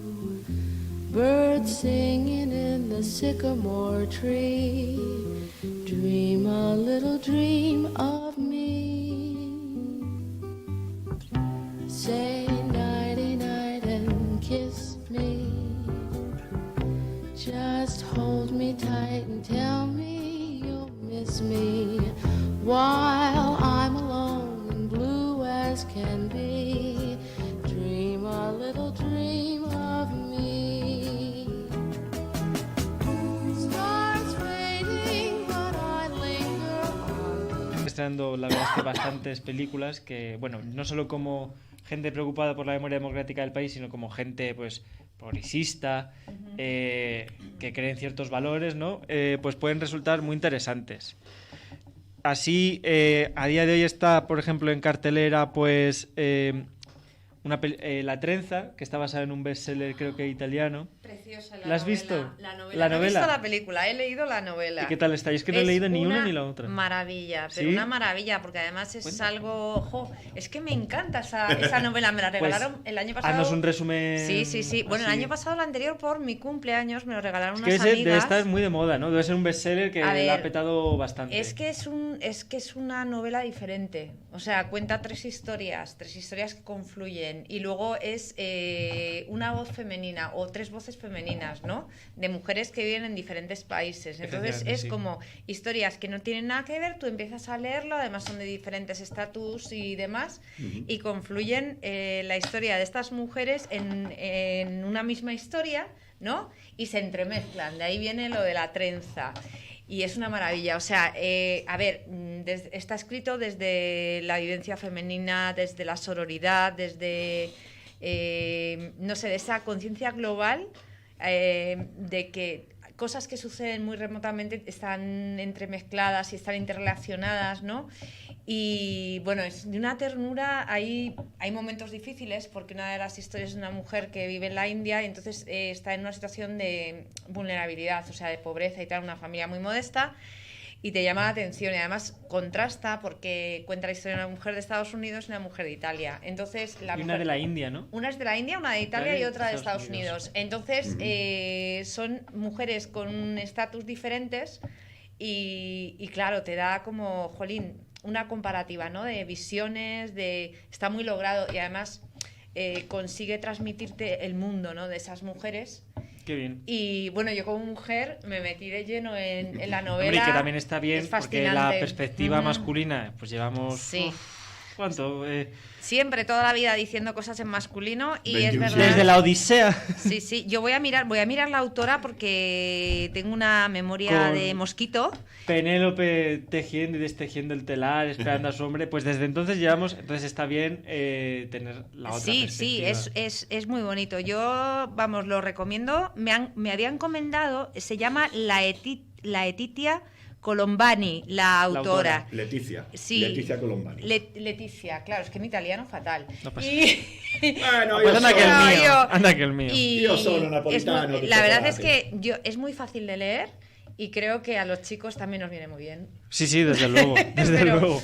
qué bueno, genial, pues qué mira, genial. Hay que dar la recomendación tanto del libro como Sí, de... la Sobre peli la hay que ir a película. verla. Bueno, ya esto es verdad, lo que pasa es que a mí me pasa una cosa, que cuando me leo un libro y me entusiasma, luego la peli se me hace un poco Depende. tal, pero Sí, ya Otra película, todos. otra Depende de la película adaptación, claro. que Sí. viene que bueno, esto tiene que ver con la memoria histórica, Bueno, pero también es un con amor. sí, también cuenta desde la perspectiva femenina. ah, qué bonito, me lo voy a apuntar. Está en directo, no te preocupes. vale.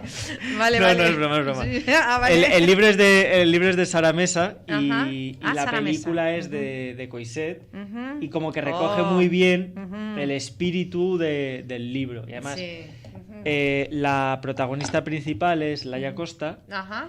que Ah. es la protagonista tan principal de una película que Sí. desde la asociación se organizó para ver en cines, que Sí. es El maestro que prometió el mar. El maestro que prometió el mar. Antoni Beneiges. Efectivamente. Basada en un caso real de Ujú. un maestro catalán Mm. que fue a trabajar a un pueblo de Burgos. También hay una obra de teatro de Alberto Conejero que se llama El Mar, creo recordar, que está ahora mismo en el Teatro de Abadía, por si hay interés. En verdad, que también está muy bien. Y un libro. Sí, y un libro también. Claro, efectivamente. Sí, es verdad. Sí, es verdad. Sí. Y bueno, esta película... de los 3 que estamos aquí, los 3 fuimos a verla. Los 3 fuimos juntos a ver la película y vino también Inmaculada, otra de las compañeras. Pues la verdad es que es una película que... A ver, hemos comentado en nuestro foro que nos recordaba a algunas personas al lenguaje de las mariposas, ¿no? Y entonces yo creo... La lengua de las mariposas. Es verdad que aporta mucho sobre esa visión de la memoria histórica contada de esta forma tan buenísima intención, lo más objetiva, porque hay que contar las cosas como sucedieron así. Entonces, a mí me gusta, pero me aporta una cosa muy bonita, que te cuenta una historia completa, ¿no? O sea, todo lo que he visto diferentes películas y siempre hay como esa sensación de muy mal rollo siempre, pero no hay algo bonito, y aquí subyace también una historia de una relación de un maestro con niños y niñas de un pueblo muy chiquito, donde la educación, hasta la fecha, la persona que se ocupaba de ser maestro era un cura. Entonces estos chicos han recibido una formación muy encorsetada. Llega este hombre que dice que lo que quieren que los niños y las niñas sean realmente niños y niñas, y además les propone hacer un periódico, ¿no? Era, bueno, una revista, ¿no? Entonces ahí imaginaros. Con una imprenta, ¿no?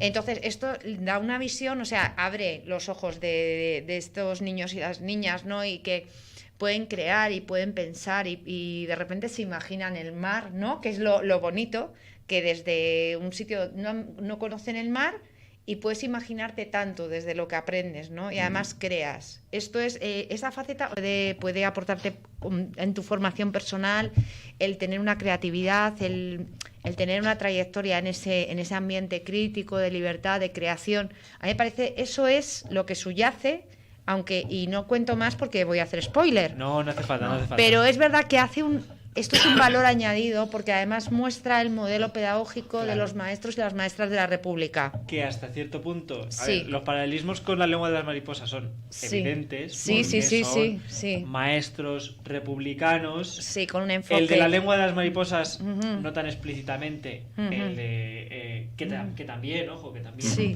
El de este caso es obvio.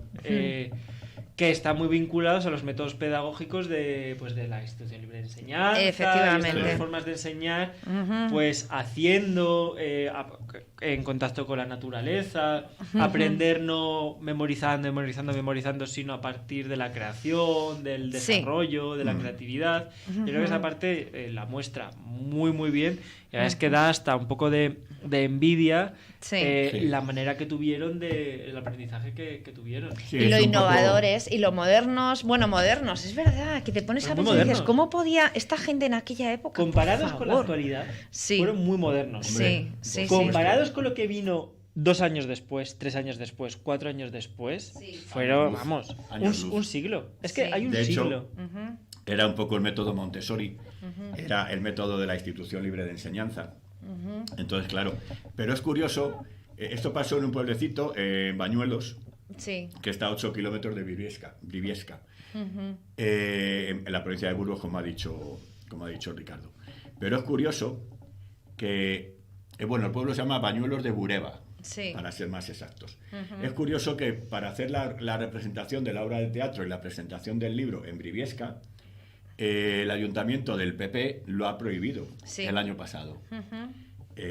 Y lo que hay que decir a la gente que nos esté escuchando y oyendo y viendo, que lo pueden ver en Wikipedia, este hombre fue asesinado el 25 de julio del 36, o sea, una semana después del golpe de Estado de la derecha. O sea, fueron directamente a por él porque inculcaba la libertad. Y a día de hoy todavía no se sabe dónde está el cuerpo de Antoni Benailles. Claro. Que es curioso, es una de las 114.000 personas que siguen desaparecidas en cunetas. Quizá se la hayan comido las bestias salvajes, no se sabe. Es que a mí no se sabe. Otra de las cosas que me gusta mucho de la película y que luego también hace un cómic, una novela gráfica que ahora comentaremos, es que te muestra el proceso de exhumación. Sí. De los cuerpos. Ah, sí. Sí, sale... Claro. Porque son historias, va combinando lo que es el presente con el pasado, ¿no? Aunque con la este historia... maestro parece ser que no... Sí. Bueno, parece ser no, porque está en una hecha real y Sí. la fosa se ha excavado y este hombre no aparece. Sí, además el encargado de exhumar fue Paco Echeverría, o sea que es uno de los mejores que hay en este país con su empresa. Bueno, sí, es una empresa a fin de cuentas, que es Aranzadi. Sí. Estas cosas no hay por qué hacerlas gratis, quiero decir que es que Claro. acabó... Y no estaba en los cuerpos la nieta de Antoni, bueno, de un compañero de Antoni, cedió el ADN y tal para ver si estaba el abuelo y tampoco estaba el abuelo. O sea que... Sí. Te muestra también, a mí me gusta una cosa que es que te muestra el miedo también, el terror. O sea, en la película yo creo que esa sensación, bueno, salvo en La trinchera infinita también sentí mucho el miedo de los personajes, ¿eh? También. Y me gustó. A ver, el miedo como espectador también lo estás palpando y no es una sensación agradable, ni mucho menos, es desagradable, pero sí que me gustó porque te transmite por qué suceden determinadas cuestiones y cómo reacciona la gente en esas circunstancias también tan extremas, ¿no? Sí. Entonces sientes el miedo de los pequeñitos. O sea, llega un Sí. momento que sientes ese... No sé, que es una pasada. Yo puedo deciros que todavía existe miedo. Existe miedo, En efectivamente. los pueblos sigue existiendo miedo. Claro. Y hay un miedo muy generalizado que es que yo flipo, y es que tú a la gente le hablas de la República y la gente mayor, lo que... o sea, es que iguala República con el golpe de Estado, con los muertos. Y tú, por más que le expliques que no tiene nada que ver una cosa con la otra, la gente mayor sigue creyendo que no quiere la República porque va a traer otra guerra. Y el relato, es que ahí claro, hay un lavado de cerebro muy interesante. Claro. Decir, a ver. Sí, claro. Para empezar, vamos a decir una cosa. Burgos, no hubo guerra civil, ¿vale? Exacto. No, vamos a dejarlo claro. Hay zonas Exacto. donde no hubo guerra civil. Lo que hubo directamente fue represión franquista. Eso es. No hay ningún... Asesinatos. Claro, efectivamente, no son muertos fruto de una batalla frente, no. Este señor es que por sus ideas políticas, por su compromiso con ciertos ideales o directamente con la democracia, que tampoco hacía falta mucho más, lo fusilaron, monte a saber dónde está y la quema de los libros. Es verdad, es curioso. Es curioso. Es una escena que me recuerda mucho también a la quema de los libros de los nazis también. Claro, efectivamente, estaba pensando. Llegan los falangistas al pueblo y les dicen que todos los cuadernos que han hecho, ya ves tú, cuadernos hablando de mariposas, del río, del mar y tal, ya ves tú que pueden dañar eso. Pero si os dais cuenta, la quema de libros nazi es una cosa, es un hecho reconocido, o sea, condenado, que lo ves en pelis y dices qué horror. Y nosotros... O sea, y nosotros no nos vemos nuestras perdona, Nieves, dolorosas, la quema de libros, sí, las cunetas, eso es. Los campos de concentración, porque de los campos de concentración ¿hace cuánto que se habla? Por favor, desde hace muy poco. Desde que sacó el libro Carlos Hernández. Eso es, que es muy fuerte. 306 campos de concentración catalogados a día de hoy. Claro, y la represión de la época era en campo de concentración. En Alemania, en España o donde fuera. De hecho, voy a hablar de mi libro. Sí, habla de tu libro. De hecho, creo que lo he contado un par de veces ya aquí en Antena. Mi abuelo, en una de las hojitas pequeñas que tiene escritas, pone campo de concentración y pone las fechas en las que estuvo, pero no pone el campo. Entonces, leyendo las cartas que escribió desde la cárcel, hay una carta en concreto que dice que se ha encontrado con fulanito, no me acuerdo ahora mismo el nombre, que coincidió con él en el campo de Vallecas. Claro, en cuanto yo leí eso dije, ya está. Es que además el campo de lo que es ahora mismo el campo del Rayo Vallecano era un campo de concentración. La gente ha estado en campos de y van a campos de concentración y no lo saben. O sea, el Estadio Santiago Bernabéu era un campo de concentración. La Plaza de Toros de las Ventas era un campo de concentración. Vistalegre fue un campo de concentración. El campo de las Margaritas de Getafe fue un campo de concentración. Entonces, la gente que va ahí va tan tranquilamente, lógicamente porque no hay ninguna placa ni nada. O sea, en el relato que se ha construido, bueno, todos los relatos se construyen un poco y tal, pero bueno. Los construyen los vencedores. Claro, pero era oscurantismo. No sabíamos. Claro, era. Y aparte, es que yo pensaba. Yo toda la vida, y voy a mi libro. No, me había pensado que mi abuelo había estado en la cárcel. O sea, lo que nos habían contado era, estuvo en la cárcel por republicano, vale. Y me doy cuenta hace poquísimo que había estado en el primer campo de concentración, en Melilla. Entonces dices, ahí va, ¿y esto cómo? Y empiezas a rayarte diciendo, pero vamos a ver, y te das cuenta de que te han contado la historia tan mal, ¿no? Que es decepcionante y terrible, o sea. Yo este libro, bueno, no os lo enseño a vosotros. Enséñalo. Es La gallina ciega de Max Sau, que es un libro que recomendó Joaquín Bosch. Sí, efectivamente. Sí. Me dije, me lo quiero leer. Me lo pido.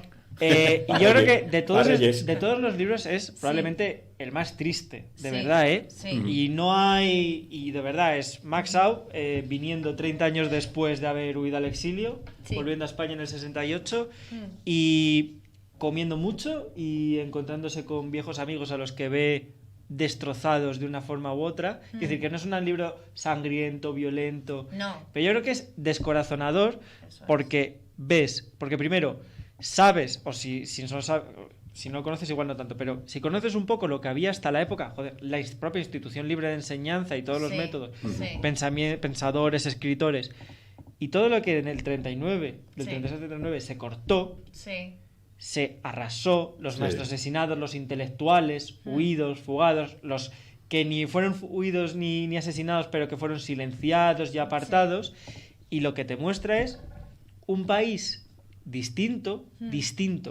completamente, como sin solución de continuidad de lo que había antes, moldeado completamente con los ideales nacionalcatólicos y que es descorazonador porque ves que hicieron que lo consiguieron. Que lo consiguieron. Arrasaron con todo social, y lo que construyeron por encima fue según su ideario, según su idea del país. Y aparte destruyeron y sumieron en la depresión y en la muerte al país. O sea, es que no hay otra. Es un libro muy duro y muy deprimente por eso. No, y si os dais cuenta, una de las mayores hambrunas que hay en este país es después de...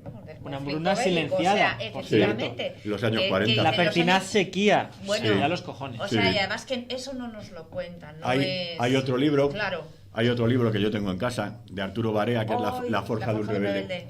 Es una trilogía, igual, y te cuenta absolutamente todo. ¿Y hay una serie? En televisión a la carta sale. Pues mira, son una buena continuación, porque en La Forja de un Rebelde ves la España que era, y aquí ves la España que dejó de ser, ¿verdad? Que aniquilaron, y a partir de la cual... Y es que casi te da la impresión de que pues mira, fíjate, igual esto es un poco... Bueno, en fin... Muchas veces te planteas, ¿por qué esta persona que era tan antifranquista, tan no sé qué, está... Que parece que le han dado una pedrada con el nacionalismo español, que se ha vuelto tan de derechas? Pues porque a veces, leyendo este libro, te da la impresión que de ese mismo, no sé cómo decirlo, sustrato, procede tanto el oficialismo como su oposición, que lo construyó todo, que todo lo focalizó a partir de esa manera de pensar constante. De un discurso. Efectivamente. De un discurso, lo que hemos hablado antes, del nodo. Y de la televisión en los cineclubs. También. Es como un país oficial, pero absolutamente anestesiado con el fútbol, el turismo. Bueno, eso vosotros no lo habéis conocido. El 1 de mayo, que era la fiesta del trabajo, para evitar movilizaciones de la izquierda, en televisión ponían fútbol, toros y boxeo. Con lo cual se quitaban el 90% de la gente que fuera una manifestación. Lo que pasa es que también claro, pero también había mucho miedo, ¿vale? O sea, es que quiero decir, porque parece lo del silencio, pues, que es un mira, tal, no, es que la gente estaba aterrada porque habían ocurrido barbaridades. Pues, o sea, yo creo que para los que no vivimos aquella época, y vamos, ya es cuestión hasta de nuestros abuelos, casi más que de nuestros padres. Pone muy bien en contexto que era todo eso del miedo, ¿no? Entiendes el miedo. qué ha ocurrido. Y en ese libro me parece un libro buenísimo, más allá del talento de Massab como escritor que lo tiene y tal, y de que a veces hace un poco largo, pero bueno. Pero esta realidad también es nuestra realidad. Claro. Ese es el y tema. por cierto, un Max Sau que habla de Mauthausen, de los españoles presos en Mauthausen, con apoyo de Paquito, que habla del trabajo esclavo del Valle de los Caídos, que habla de represión, que no se corta un pelo, es que no se corta un pelo, y que muchas cosas que, bueno, igual es adanismo mío de descubrirlo hace no demasiado, ¿no? Pero que da la impresión de que se han puesto de actualidad, como que se han redescubierto. Sí. Y cuando yo leyéndolo estaban- es como, Sí. no se sabía. Sí. Es que se ha querido mirar para otro lado constantemente, Totalmente. conscientemente. Sí, es y, verdad. y con la transición taponarlo Y lo todo. triste, porque se claro, sabía. Claro, y lo triste es que toda esta gente brillante que se fue, eso es una pérdida terrible, irreparable para una sociedad y para una cultura. Y eso tampoco lo cuentan. O sea, solo quedó, después de la guerra, aparte de la devastación y de la violencia, hubo hambre y hubo, fuga de cerebros, iba a decir. Sí, es verdad, o sea, es que No, pero quiero decir que las sí. consecuencias fueron nefastas. Que o ese sea, señor que se lo tiró peor. 30 Sí, años en México sabía, Sí. aquí se sabía. efectivamente. Aquí se ha querido silenciar y se ha querido mirar para otro lado. Efectivamente. Pues bueno, Sí. Cuando a mí me hace mucha gracia estos relatos de lo que queremos España y tal, yo no creo que sea patriótico lo que sucedió. Y además que es verdad, el patriota tiene que... Entiendo que tienes que querer a tu sociedad, a tu país, ¿no? Eso es que no es cierto. O sea, es que nos están engañando con un falso patriotismo, que es a lo que voy, ¿no? De banderas y discursos. Completamente y de historias. acuerdo. Pero Entonces, bueno, por terminar rápidamente, el viejo roble de Ken Loach, que es un Ken Loach es maravilloso. director de cine. director. La última película Sí. de cine obrero comprometido, la última, El viejo roble, también está ahora mismo en cines. Qué bueno. Una serie que yo creo que me parece fundamental, además también que habla mucho de los derechos LGTBI, que es Las noches de Tefía, de Miguel del Arco. Qué bonito. Muy buena, sobre un campo de concentración en Gran Canaria. Ojo, de finales de los 60. Porque Sí. aquí Fíjate. la primera Sí. imagen que te muestra son turistas alemanes, Sí. uno de ellos además claramente homosexual, como flirteando con uno de los que va preso, diciéndote, las dos... Había una España Sí. de turismo, de esto que Sí. se dice de Fraga, ideada por Fraga, Sí, sí, sí. para los de fuera, y luego estaba la España de dentro, de represión, de Sí. trabajos forzados, en fin. Correcto. Y luego, un libro que a mí me parece que ha sacado ahora el periodista Rodrigo Terrasa de la mano de Paco Roca, Ujú, sobre una exhumación del cementerio de Paterna. ujú. Porque también para ponerlo en contexto, ¿no? No son comparables y esto no es una competición. Sí, el libro se llama El abismo El del abismo olvido. del olvido, perdona, sí. Solo ETA en 40 años, 800 asesinados, ¿vale? Ujú. 40 años. Sí. De 68 creo que fue el primero al 2010. 42. 800, que es una barbaridad. Y Sí. que, insisto, esto no es una competición. Sí. Pero también por ver la vergüenza que hay, el Sí. olvido de unas víctimas con la compensación que hay de otras. Cuando debería ser ¿Verdad? con todos igual. Ujú. Solo Paterna, Sí. Ujú. habla de unas 2.000 asesinados. Madre mía. Ojo, Sí. ¿Paterna dónde está? En Valencia. Valencia. Claro. Sí. Volvemos con Burgos. No son muertos en una guerra civil. En Paterna no había guerra civil. Ujú. ¿Qué es? Fueron Es ejecutados, gente asesinados. que como estaba la cárcel de Valencia, como está Sí. cerca Valencia, se los llevaban allí para fusilarlos. Ujú. Solo Valencia. 2.200 personas se Sí. estima. El cómic es fantástico. Por una parte tiene el rigor periodístico de Rodrigo Terrasa, que es periodista, no sé dónde trabaja. Creo que en El Mundo, pero bueno, nadie es perfecto. En El Mundo, pero bueno, Nadie es perfecto. Pero de verdad, el libro está muy bien documentado y hay un rigor y una Sí. precisión que es de agradecer, tanto en Sí. cómo se cuenta la historia con los datos, y eso está muy bien. Pero luego además hay una parte emotiva, narrativa, que creo que está muy bien contada por parte de Paco Roca, que es pues uno de los Es un maestro. mejores Es un maestro. escritores de cómic de este país. Y, Bueno. pues, Le Arrugas. Sí. En fin, tiene muchísimo. Con Paco Roca le he mandado un correo tanto a él como a la editorial para ver si es posible presentar tanto el libro que hemos estado citando como otro que se llama Los surcos del azar. Ujú. Que con lo se cual, puede genial. entrar 3 minutos. Pasa es que me lo he escrito tarde. Hombre, bueno, llámale, lo que pasa es que es muy tarde ya, son las 9:11. Bueno, Vamos a llamar a Jesús vamos En a llamar a directo. Jesús. en directo. Que Bueno, quiere Si hablar no sobre sale, Cabrero. pues... Y en términos generales, mientras llamáis a Jesús, hay que decir que Paco Roca es uno de los mejores, para mí, uno de los mejores autores españoles de cómic. Tiene una carrera alucinante, tiene unos tonos muy variados, ¿verdad? Habla cosas Sí. muy diferentes. Y bueno, pues gráficamente es un ilustrador súper, no sé cómo deciros, estupendo. Como ilustrador es increíble, Es increíble. pero a la hora de contar historias... Jesús. Hola, Jesús. Hola, Jesús, buenas tardes. Intervención de último minuto. Hola, Jesús. Vale, estamos en directo, ¿no? Estamos en directo. Rigurosísimo directo, como se dice. Vale, voy a intentar ser muy breve por el tema de Carrero. Algunas de las cosas que habéis dicho, puntualizar y demás. A ver, estoy muy de acuerdo con Nieves con el tema de que es un atentado sobre todo estratégico. ¿Vale? Claramente estratégico, y que creo, ya lo dije el año pasado, que finalmente el gran perjudicado de este atentado, aunque algunos puedan creer lo contrario, es la izquierda, porque lo que facilita este atentado es una transición por arriba, pacífica, que unifica a todo el mundo y libera a España de una situación de anarquía que se produciría si sigue Carrero, y tiene que pelear un Carrero débil comparado con Franco porque no concitaba los mismos apoyos, y tiene que combatir contra una izquierda. O sea que yo, por un lado, poner en el centro del tapete la inutilidad de la estrategia terrorista, como todo, porque quitas a una persona, ponen a otra, pero en este caso, además, facilita que la transición sea muy diferente a como hubiera sido con un Carrero débil en el poder. O sea que yo creo que es muy, muy, muy estratégico.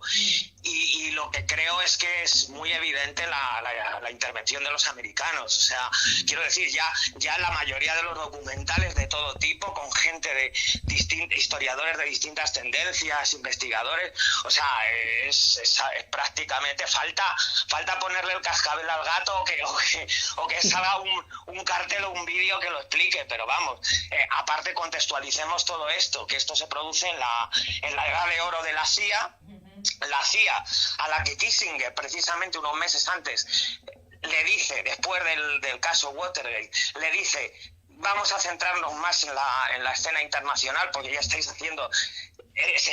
os escapáis tanto de nuestro control, del control norteamericano, que estáis haciendo más cosas casi en Estados Unidos que fuera de Estados Unidos. Unos meses antes está lo de Chile, y bueno, ya está. ¿Y cómo se desarrolla el atentado? Ya no voy a entrar en todo lo que habéis comentado de la embajada americana, etcétera. Todo cómo se desarrolla es el clásico funcionamiento que tiene la CIA, y apoyándose en terceros, pero moviendo los hilos. O sea, que bueno, yo creo que es bastante... Habla Ricardo de lo de Kissinger. Bueno, vamos a ver, hay que entender también cómo funcionaba esta gente, que esta gente tenía un poder inmenso, y al margen directo del control directo del día a día del gobierno norteamericano. O sea, seguramente Kissinger tiene su viaje, esté enterado de la mitad, y lo que sí sucede es que en mitad del viaje se le informa. Se le informa, curiosamente, el día antes se le informa en la propia embajada que tiene que irse de inmediato. Tiene que irse de inmediato. Además, según han corroborado algunos investigadores en el último documental que podéis ver en Movistar, se le dice justamente en el piso que está ocupado por las agencias de inteligencia, que se tiene que ir de inmediato. En fin, no me voy a extender, pero que estas cosas no las digo yo, que están muy trilladas ya. Así que bueno, pues nada, compañeros, no quería... No quería cargarme vuestro programa. No, hombre. Menos, ¿Cómo te lo vas a cargar, joder? Pero si esto es... Lo enriqueces. Jesús, si esto es una pasada, esto es súper profesional. Yo lo único que siento haberte llamado así de repente, pero es que te acabo de leer y ya íbamos a terminar, era una hora o nunca. Pero esto es colaboradores que nos llaman, claro, esto es la caña. Esto es Sálvame, Jesús. Total. Bueno, pues enhorabuena, porque ha sido un programa muy bueno, la verdad, muy dinámico. Muchas gracias, muchas gracias. Ha estado fenomenal. Pues muchas gracias, Jesús. Hablamos. Un abrazo. Venga, adiós. Un abrazo. Adiós. Bueno, pues vamos a despedirnos. Bueno, qué bueno, ¿eh? Vamos a despedirnos. Este matiz tiene su aquel, ¿eh? Sí. O sea, me voy reflexionando. Mañana, los que quieran, nuestra biblioteca de cabecera, la Biblioteca Ángel González, ahí en Campamento, vamos a presentar el libro Aragón rebelde y republicano, del escritor Alfredo Carralero. Va a estar fantástico, el libro es muy bueno, no quiero desvelarlo, pero es muy bueno. Y al día siguiente, el viernes, vamos a hacer un cineforum, que hacía mucho que no hacíamos un cineforum, sí. Y vamos a hacerlo con la película de Héctor Olivera, La noche de los lápices, que cuenta un poco el tema argentino, ahora que está también en candelero, ¿no? Luego, después de la película, que como digo trata de la dictadura cívico-militar en Argentina del 76 al 83, vamos a intentar hacer, como siempre que hacíamos los Cineforum, un pequeño debate entre la gente que asistáis. Así que a las 6 de la tarde el viernes y a las 6:30 el jueves, que no lo he dicho. El libro es a las 6:30 y la película a las 6. ¿Por qué la película a las 6? Pues por la duración de la película y para que luego haya un pequeño debate. La película ahora vamos a empezar a las 6:15 con la gente que esté, porque si no, no nos da la vida para hacerlo. Así que yo por mi parte ya cerramos, ¿no? Cerramos, sí. El próximo miércoles no hay programa, con lo cual ya nos despedimos hasta el próximo año 2024, con lo cual pues os deseamos un maravilloso equinoccio de invierno y un solsticio de verano cuando corresponda, y que lo paséis lo mejor posible, como siempre, con la familia, amigos, etcétera. Hay que matizar, tenemos que sobrevivir al cuñado, o sea que... El cuñato. Que nada, que que estemos relajados y bueno, felices fiestas paganas, ¿no? Exacto. O laicas, pero bueno... Nos despedimos. Nos despedimos. Sí. Nos despedimos. Queridos amigos y amigas, hasta el segundo miércoles de enero, creo que es el día 10 o el día 11, si no me equivoco, que os traigan muchas cosas en los Reyes Capitalistas, etcétera, etcétera. Y nada, como siempre, salud, república y memoria, mucha memoria.